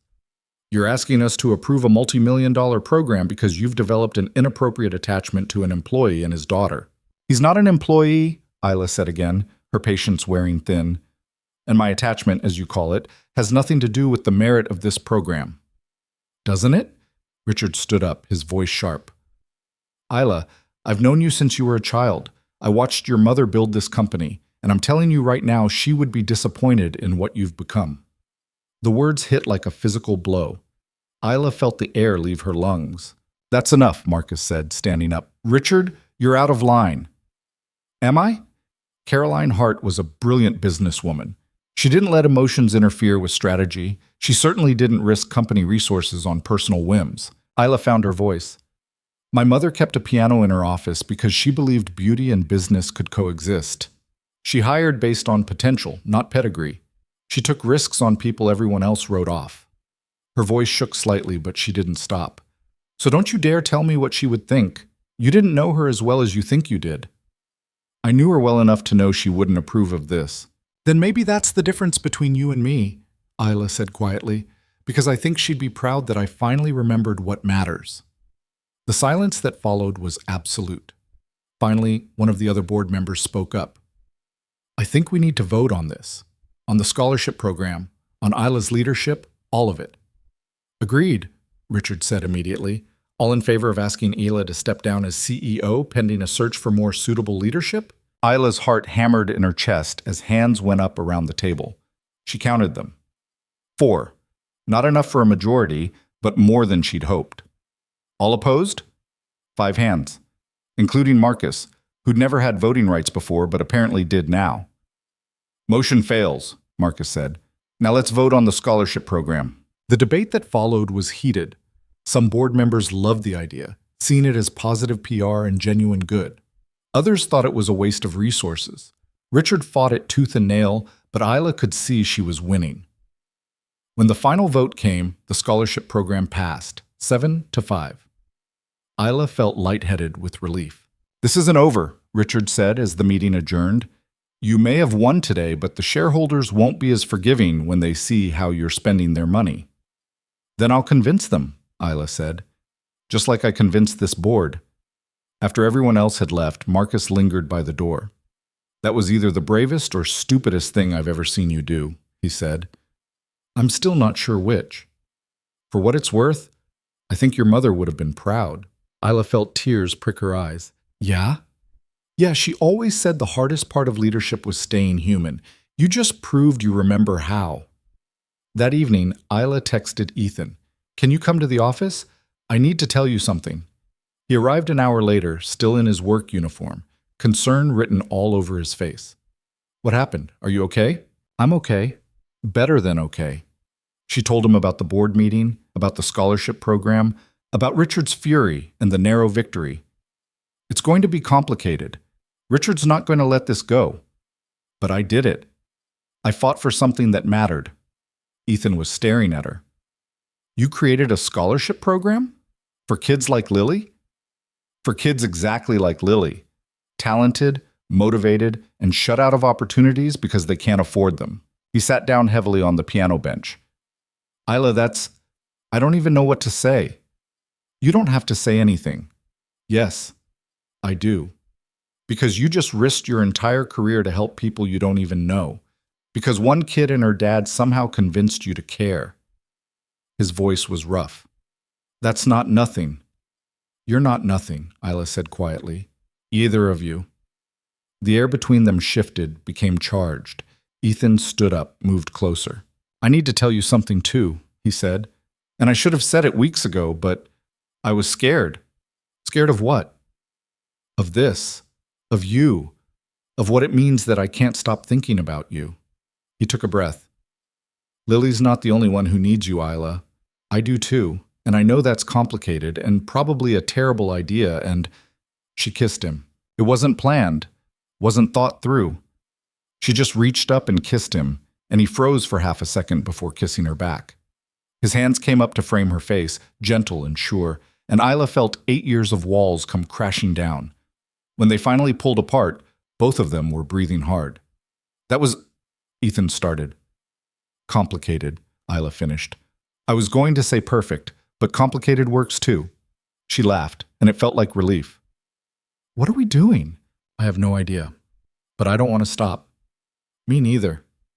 They stood there in the executive suite with the piano and the city lights and Lily's crayon drawing on the wall, and for the first time in 8 years, Isla felt like she was exactly where she was supposed to be.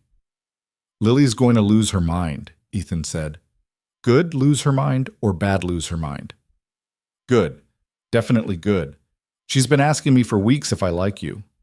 What did you tell her? That it was complicated. He smiled. Turns out she was smarter than both of us. Isla leaned into him, let herself be held, let herself feel safe. I'm still scared, she admitted, of what happens next, of messing this up. Me too. But being scared together has to be better than being scared alone. She thought about Lily at the recital, making her mistake and keeping going. Thought about the board meeting, about standing up for what mattered even when it was terrifying. Thought about all the ways fear had controlled her life and all the ways she was finally learning to fight back. Yeah, she said, it's definitely better together. They told Lily the following Saturday, and her reaction was exactly what Ethan had predicted. She looked at her father, then at Isla, then back at her father, her eyes growing wider with each pass. You mean like boyfriend and girlfriend? Something like that, Ethan said, and Isla could see him trying not to laugh at his daughter's expression. Does that mean Ms. Isla is going to be around more?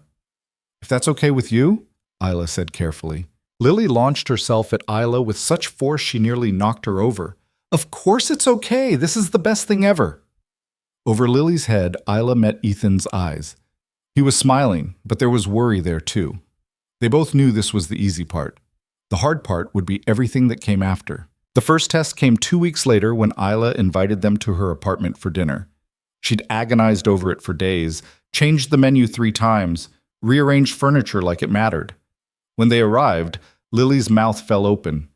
You live in the sky, she breathed, running to the floor-to-ceiling windows. Pretty much, Isla said, watching the girl press her face to the glass. Ethan stood in the entryway, taking in the marble floors, the designer furniture, the art on the walls that probably cost more than he made in a year.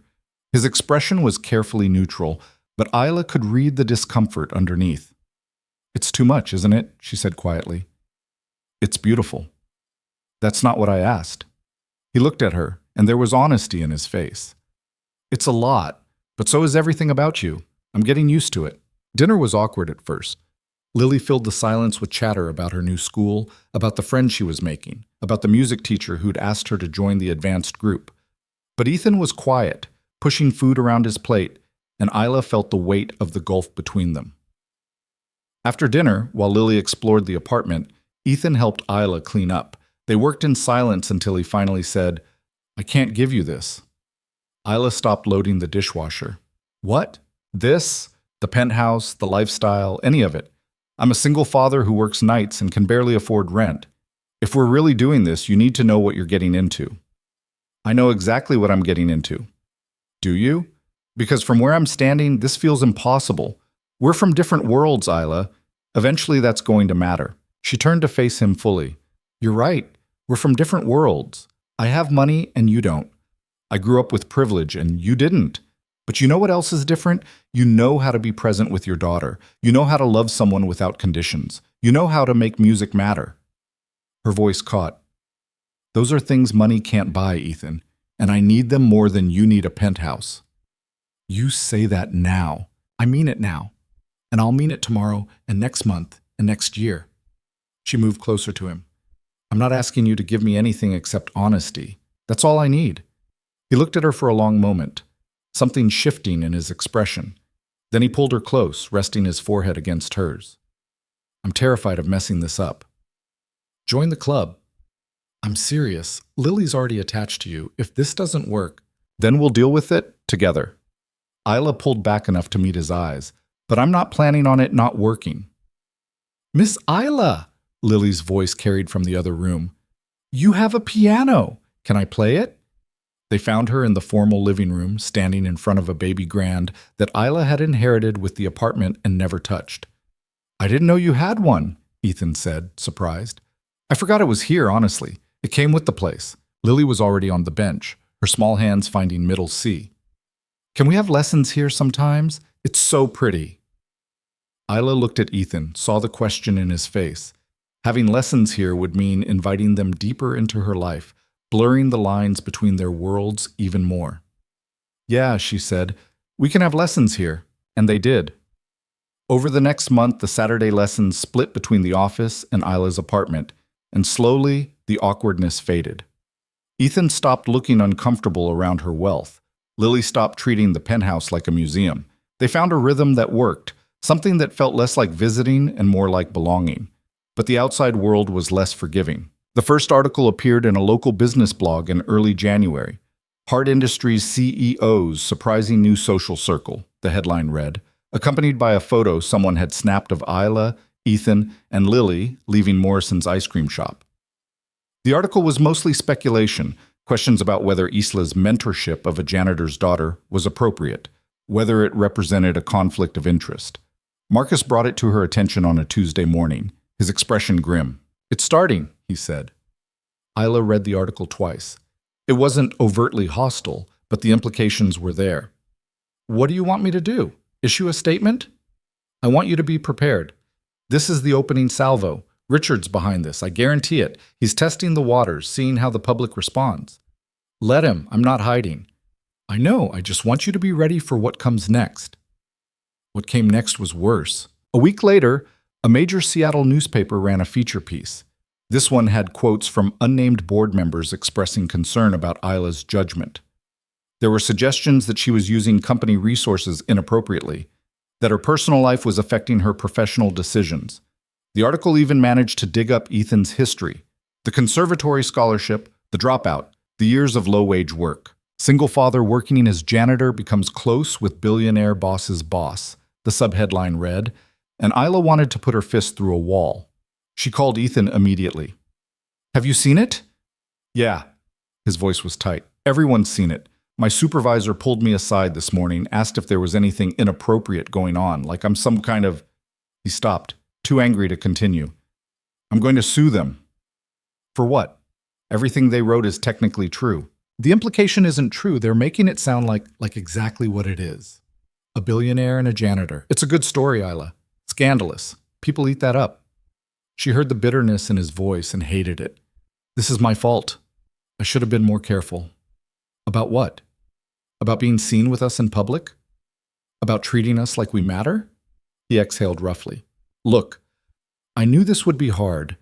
I just didn't think it would be this ugly. It's going to get uglier. Richard's not going to stop. Then maybe we should. The words hit her like ice water. What? Maybe we should cool things off for a while, until the attention dies down. You can't be serious. I'm trying to protect my daughter, Isla. She's already getting questions at her new school, kids asking if her dad works for you, if you're paying us, if... His voice cracked. She came home crying yesterday because someone called her a charity case. Isla felt rage and helplessness war in her chest. Ethan, I need to think about what's best for her. That has to come first. I know that, but running away isn't what's best for her. How do you know? You're not a parent. The words landed like a slap. There was silence on the line, and Isla could hear Ethan's breathing, could imagine him regretting what he'd just said. You're right, Isla said quietly. I'm not, but I care about her, and I care about you. And I'm not going to let Richard Chen or anyone else make me ashamed of that. I'm not asking you to be ashamed. I'm asking you to be realistic. Realistic about what? About the fact that people are going to judge us? I already knew that. About the fact that it's going to be hard? I knew that too. She felt tears building behind her eyes, but pushed them back. What I didn't know is that you'd give up at the first sign of real trouble. That's not fair. Isn't it? Because from where I'm standing, you're doing exactly what you've always done. Protecting yourself and Lily by shutting everyone else out. Don't psychoanalyze me. Then don't run away. She took a breath, trying to steady herself. Ethan, I stood up to my entire board for this. For us. For the chance to build something real with you. And at the first bump, you want to quit? It's not the first bump. It's my daughter's reputation. Her happiness. And what about her happiness when she asks why Ms. Isla doesn't come around anymore? When she realizes the adults in her life gave up because things got hard? Isla's voice rose despite her efforts to control it. You told me not to let fear make decisions. Practice what you preach. There was a long silence. Then Ethan said, I need time to think. Fine. Take all the time you need, but know that I'm not going anywhere. When you're done being scared, I'll still be here. She hung up before he could respond. The next 2 weeks were the longest of Isla's life. She threw herself into work, into finalizing the scholarship program, into anything that would keep her from checking her phone every 5 minutes. Marcus watched her with concern, but said nothing. The Saturday piano lessons didn't happen. The office felt empty in a way it hadn't before. On a Thursday night, working late as usual, Isla found herself at the piano. She hadn't touched it since that last lesson with Lily, but now she sat down on the bench and placed her hands on the keys. The C major scale came haltingly at first, then smoother. She played it through once, twice, then moved on to the simple Mozart piece she'd heard Lily practice 100 times. Her fingers stumbled through it, missing notes, losing rhythm. It sounded nothing like when Lily played it, nothing like when her mother had played, but she kept going because stopping felt like giving up on more than just the music. She was so focused that she didn't hear the elevator, didn't hear footsteps approaching, didn't know anyone was there until Ethan's voice said, You've been practicing. She spun around on the bench. He was standing in the doorway, still in his work uniform, looking exhausted and uncertain and somehow exactly right. What are you doing here? She asked. I could ask you the same thing. It's almost midnight. I work here. You live at the piano now? I was just...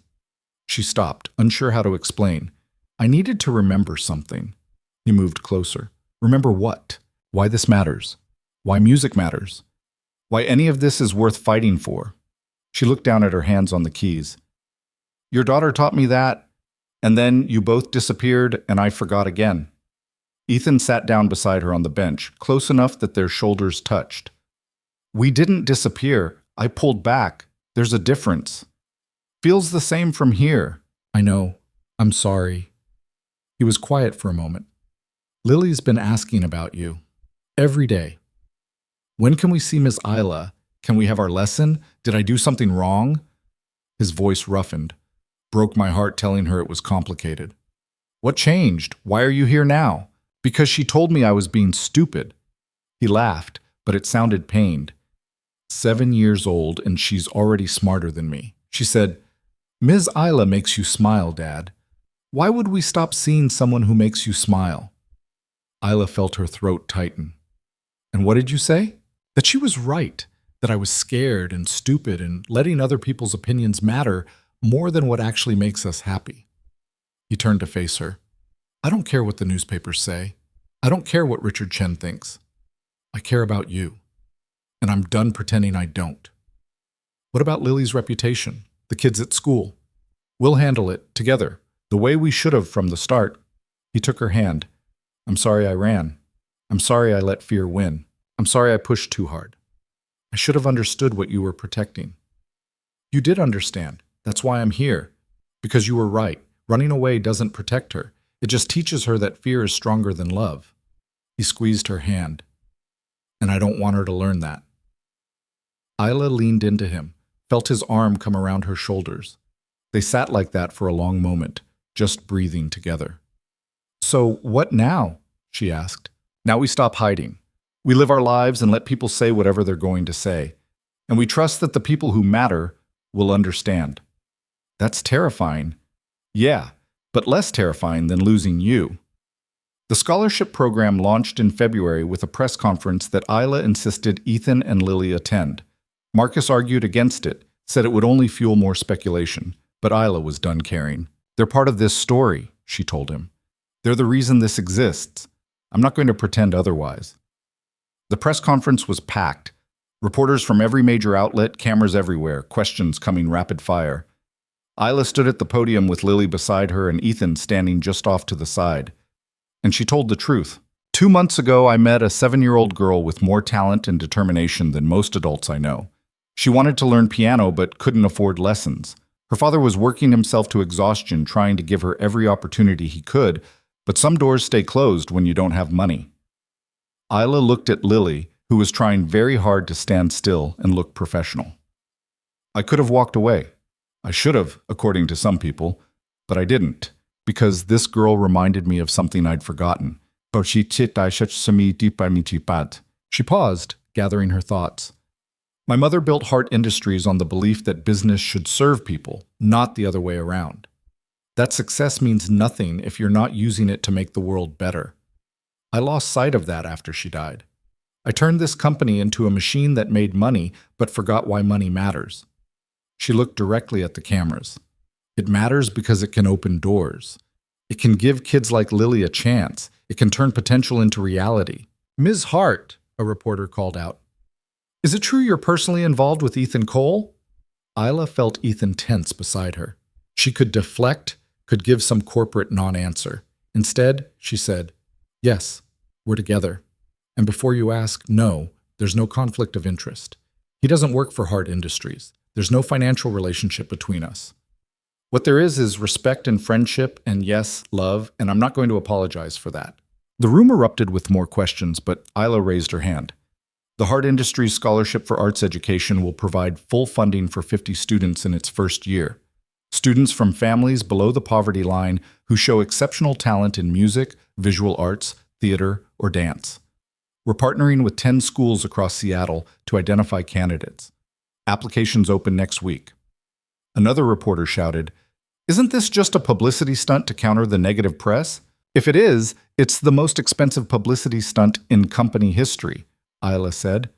"But no, this is about investment in people, in community, in the future. It's about remembering that corporations are made of people and they serve people, and sometimes the right business decision is also the human one." After the press conference, they retreated to Isla's office. Lily immediately ran to the piano while the adults collapsed onto the sofa. "That was intense," Ethan said. "That was nothing. Wait until the articles start running."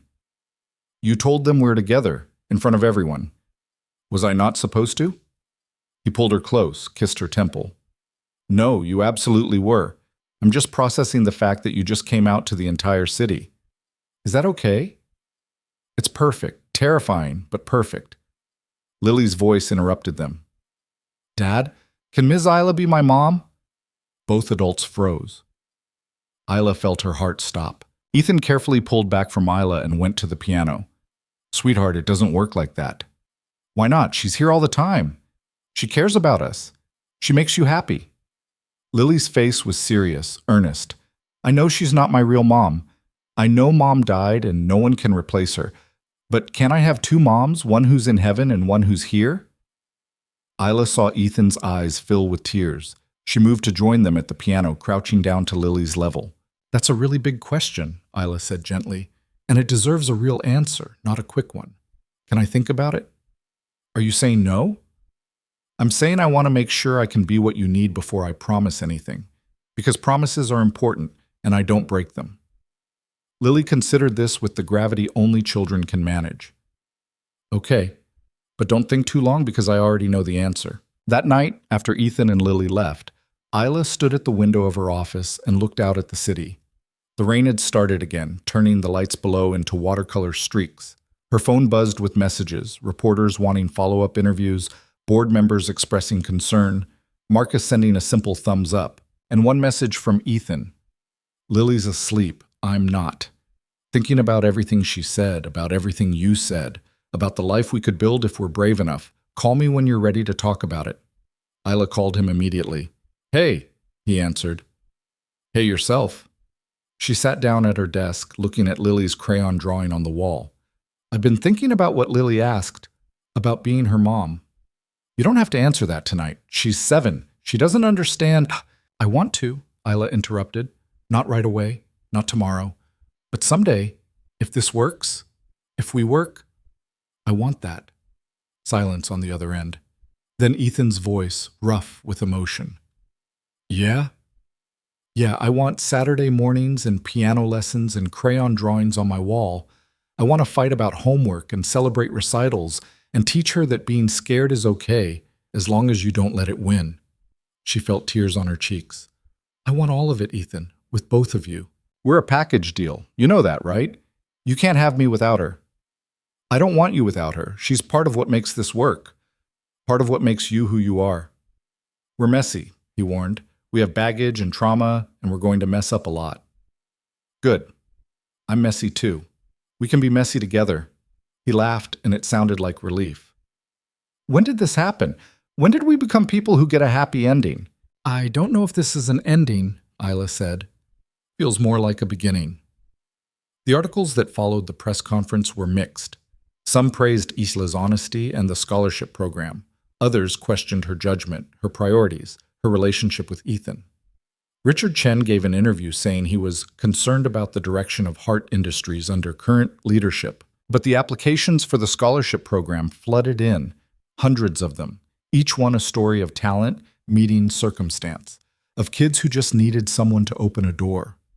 Isla read them all, spent hours going through files with the selection committee, and felt something settle in her chest that felt like purpose. In March, they held the first scholarship ceremony. 50 kids and their families gathered in the Heart Industries auditorium to receive their awards. Isla stood on stage with Lily beside her, not as a scholarship recipient since she'd already been accepted to her new school, but as a symbol of what was possible. A few months ago, I was working alone on the 40th floor of this building, Isla told the crowd. I had everything I thought I wanted: success, wealth, control. What I didn't have was connection, community, the reminder that we're all in this together. She looked at the kids sitting in the front row, their faces bright with hope. These 50 students aren't just getting funding for school, they're getting the message that they matter, that their talent matters, that someone sees their potential and believes in it. Oh, shout. She paused, glancing at Ethan in the front row. I learned that from a 7-year-old who was brave enough to make mistakes and keep playing. From a father who was brave enough to let people help even when it was hard. From 2 people who reminded me that the best things in life are the ones that scare you a little. After the ceremony, one of the recipients, a 14-year-old violinist named Marcus, approached Isla. Thank you, he said. My mom works 3 jobs. She couldn't afford my lessons anymore. I thought I'd have to quit. You don't have to thank me, Isla said. Just promise you'll keep playing, even when it's hard, especially when it's hard. I promise. Watching him walk away, Isla felt Ethan's hand slip into hers. You did good, he said quietly. We did good. This wouldn't exist without you. I didn't do anything. You taught me to care again. That's everything. That night, the 3 of them had dinner at Isla's apartment, something that had become a weekly tradition. Lily had homework spread across the dining table. Ethan was attempting to cook pasta without burning it, and Isla was trying to help with math problems she'd forgotten how to solve.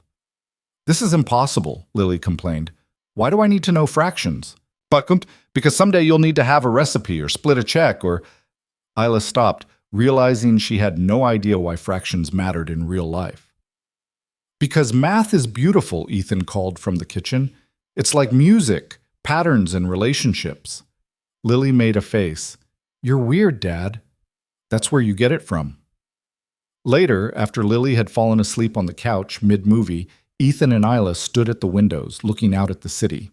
I've been thinking, Ethan said, about the future, about what this looks like long-term. Isla felt her stomach flutter. And I want to ask you something, but I'm terrified you'll say no. Try me. He turned to face her, took both her hands. Move in with us. Isla's breath caught. What? I know it's backwards. I know most people would move from the 1-bedroom in Rainier Valley to the penthouse, not the other way around. But this place, he gestured around them. It's beautiful, but it's not home. Home is where Lily's drawings are on the fridge, and there are toys everywhere, and the walls are thin enough to hear the neighbors. You want me to give up my penthouse to live in a 1-bedroom apartment? I want you to be part of our life, real life. The messy, complicated, not glamorous version. He looked nervous. But if it's too much, if you're not ready... I'm ready, Isla said, surprising herself with how much she meant it. I'm so ready. His face broke into a smile. Yeah? Yeah. Although we might need a bigger apartment, I have a lot of stuff. We'll figure it out. We always do. The transition wasn't smooth. Isla had lived alone for 8 years, had routines and systems and ways of doing things that didn't accommodate a 7-year-old and her father. There were arguments about space and privacy and whose turn it was to do dishes. There were nights when Isla wondered if she'd made a terrible mistake, if she was trying to fit into a life that wasn't meant for her. But there were also mornings when she woke up to Lily practicing piano in the living room. Evenings when Ethan cooked dinner while telling her about his day. Weekends when the three of them explored the city together, finding parks and museums and the kind of ordinary beauty Isla had forgotten existed. She kept her penthouse, turned it into an office space, and a place to escape when she needed quiet. But she stopped thinking of it as home. Home was the small apartment where Lily's drawings covered the walls, where Ethan played piano after she went to bed, working through pieces he'd abandoned years ago, where Isla learned that love wasn't about perfection or grand gestures, but about showing up every day and choosing to stay. In June, Lily finished her first year at the new school with honors. She performed in the spring recital, playing a Chopin prelude that was ambitious and imperfect and absolutely stunning. Isla and Ethan sat in the audience holding hands, and when Lily took her bow, Isla felt tears stream down her face. "You okay?" Ethan whispered. "I'm perfect," she said. "This is perfect." After the recital, they took Lily for ice cream, their usual tradition. She chattered about summer plans, about the advanced music camp she'd been accepted to, about her dreams of someday playing at Carnegie Hall. "That's a big dream," Ethan said. "Ms. Isla says big dreams are good, that you should want things that scare you a little." "Did she now?" Lily nodded seriously. "She also says the best things in life are the ones you have to fight for." She looked between them. "Like us. We had to fight to be a family, right?" Isla exchanged a glance with Ethan. They'd tried to shield Lily from the worst of the media attention, from the battles with the board and the public scrutiny. But kids noticed everything. "Yeah," Isla said. "We did. Was it worth it?" Lily didn't even hesitate. "Obviously." That night after Lily was asleep, Isla and Ethan sat on the fire escape outside their apartment. It was illegal and probably dangerous, but it had become their spot, the place where they talked through hard things. "She called us a family," Isla said. "I noticed. Is that what we are?" Ethan looked at her, and there was something in his expression that made her heart race. "I think we've been a family for a while now. We just haven't said it out loud." "I'm scared," Isla admitted, "of messing this up, of not being enough for her." "You're more than enough. You show up, you care, you're patient even when she's being difficult. That's all being a parent is." "It feels like it should be more complicated." "It is more complicated, but it's also that simple." He took her hand. "Jenny used to say that love is just choosing someone every day, choosing to stay, choosing to try, choosing to forgive when things get hard. You've been choosing us for months now. That makes you family." Isla felt tears building. "I miss her. Is that weird, missing someone I never met?" "No. She'd like you, though. She'd like that you make Lily laugh, that you push me to be better, that you're not afraid to be honest." He smiled. "She'd probably also give you grief about the penthouse and the fancy car, but she'd like you." "I wish I could have met her." "Me too. But I think she'd be happy about this. About us." She wanted Lily to have someone who'd fight for her, someone who'd show her that love doesn't have to end when someone dies. His voice roughened. "You've given her that. Given both of us that." They sat in comfortable silence, watching the city lights, and Isla thought about how far she'd come from that October night when she'd first heard the piano bench move, how much had changed, how much she'd changed. A year ago, she'd been alone on the 40th floor, surrounded by success and suffocated by loneliness. Now she was sitting on a fire escape with paint peeling off the walls, happier than she'd ever been. "I love you," she said, surprising herself with the suddenness of it. Ethan turned to her, his eyes wide. "Yeah?" "Yeah, I've been thinking it for weeks, but I was scared to say it. Scared it would change things." "It does change things," he said softly. "It makes them real. I want them to be real. I want this to be real." He pulled her close, kissed her with the kind of tenderness that made her believe in futures she'd stopped imagining.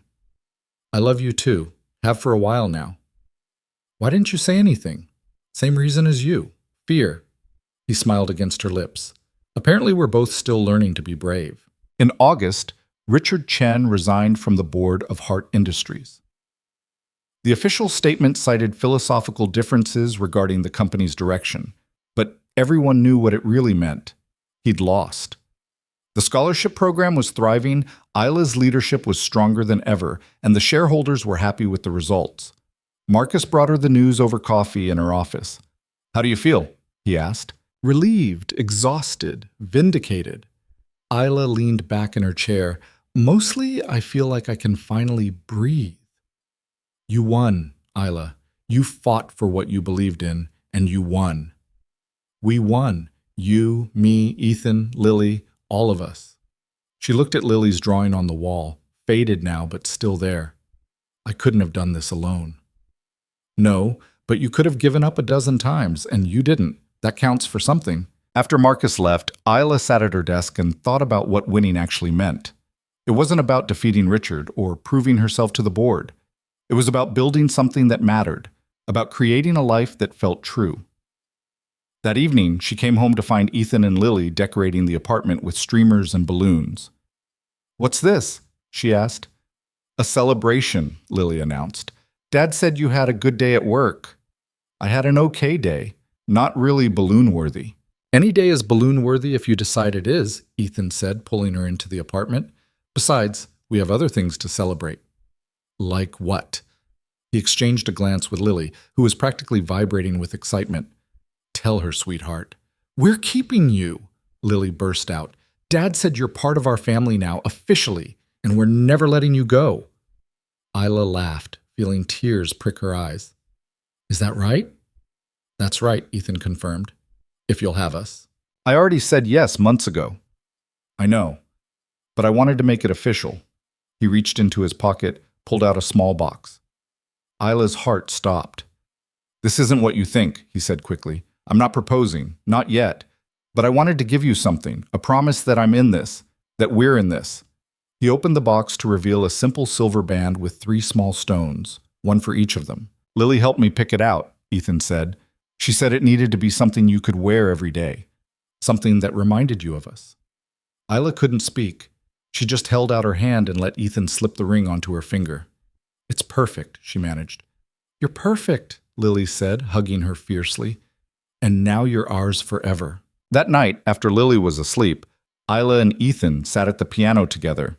He'd been teaching her more complicated pieces, and she'd gotten decent at them. Not great, probably never great, but good enough to enjoy it. "Play with me," he said, pulling up a duet. They worked through it slowly, their hands overlapping on the keys, stumbling and laughing and starting over when they messed up. It wasn't perfect. It wasn't even particularly good, but it was honest, and that mattered more. When they finished, Ethan pulled her close. "Thank you." "For what?" "For seeing us, for choosing us, for being brave enough to fight for something that everyone said was impossible." "It's not impossible," Isla said. "It's just hard, and hard doesn't mean not worth it." She thought about Lily at her first recital, making her mistake and keeping going, about standing up to the board and refusing to back down, about all the ways fear had tried to win and all the ways they'd fought back. "You know what I learned from all of this?" she said. "What?" "That the best things in life aren't the ones that come easily. They're the ones you have to fight for, the ones that scare you, the ones that require you to be braver than you knew you could be." She looked at the ring on her finger, at the man beside her, at the life they were building. "I spent 8 years being scared, being alone, being half a person because I thought that's what success looked like. And then you and Lily showed up and reminded me what actually matters." "And what's that?" "Connection. Love, being human instead of perfect." She smiled. "Turns out perfect is overrated." "Lily would agree with you." "Lily's a smart kid.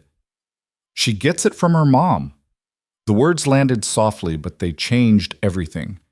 Isla felt them settle into her chest, felt the weight and wonder of them. "Both her moms," Ethan corrected gently.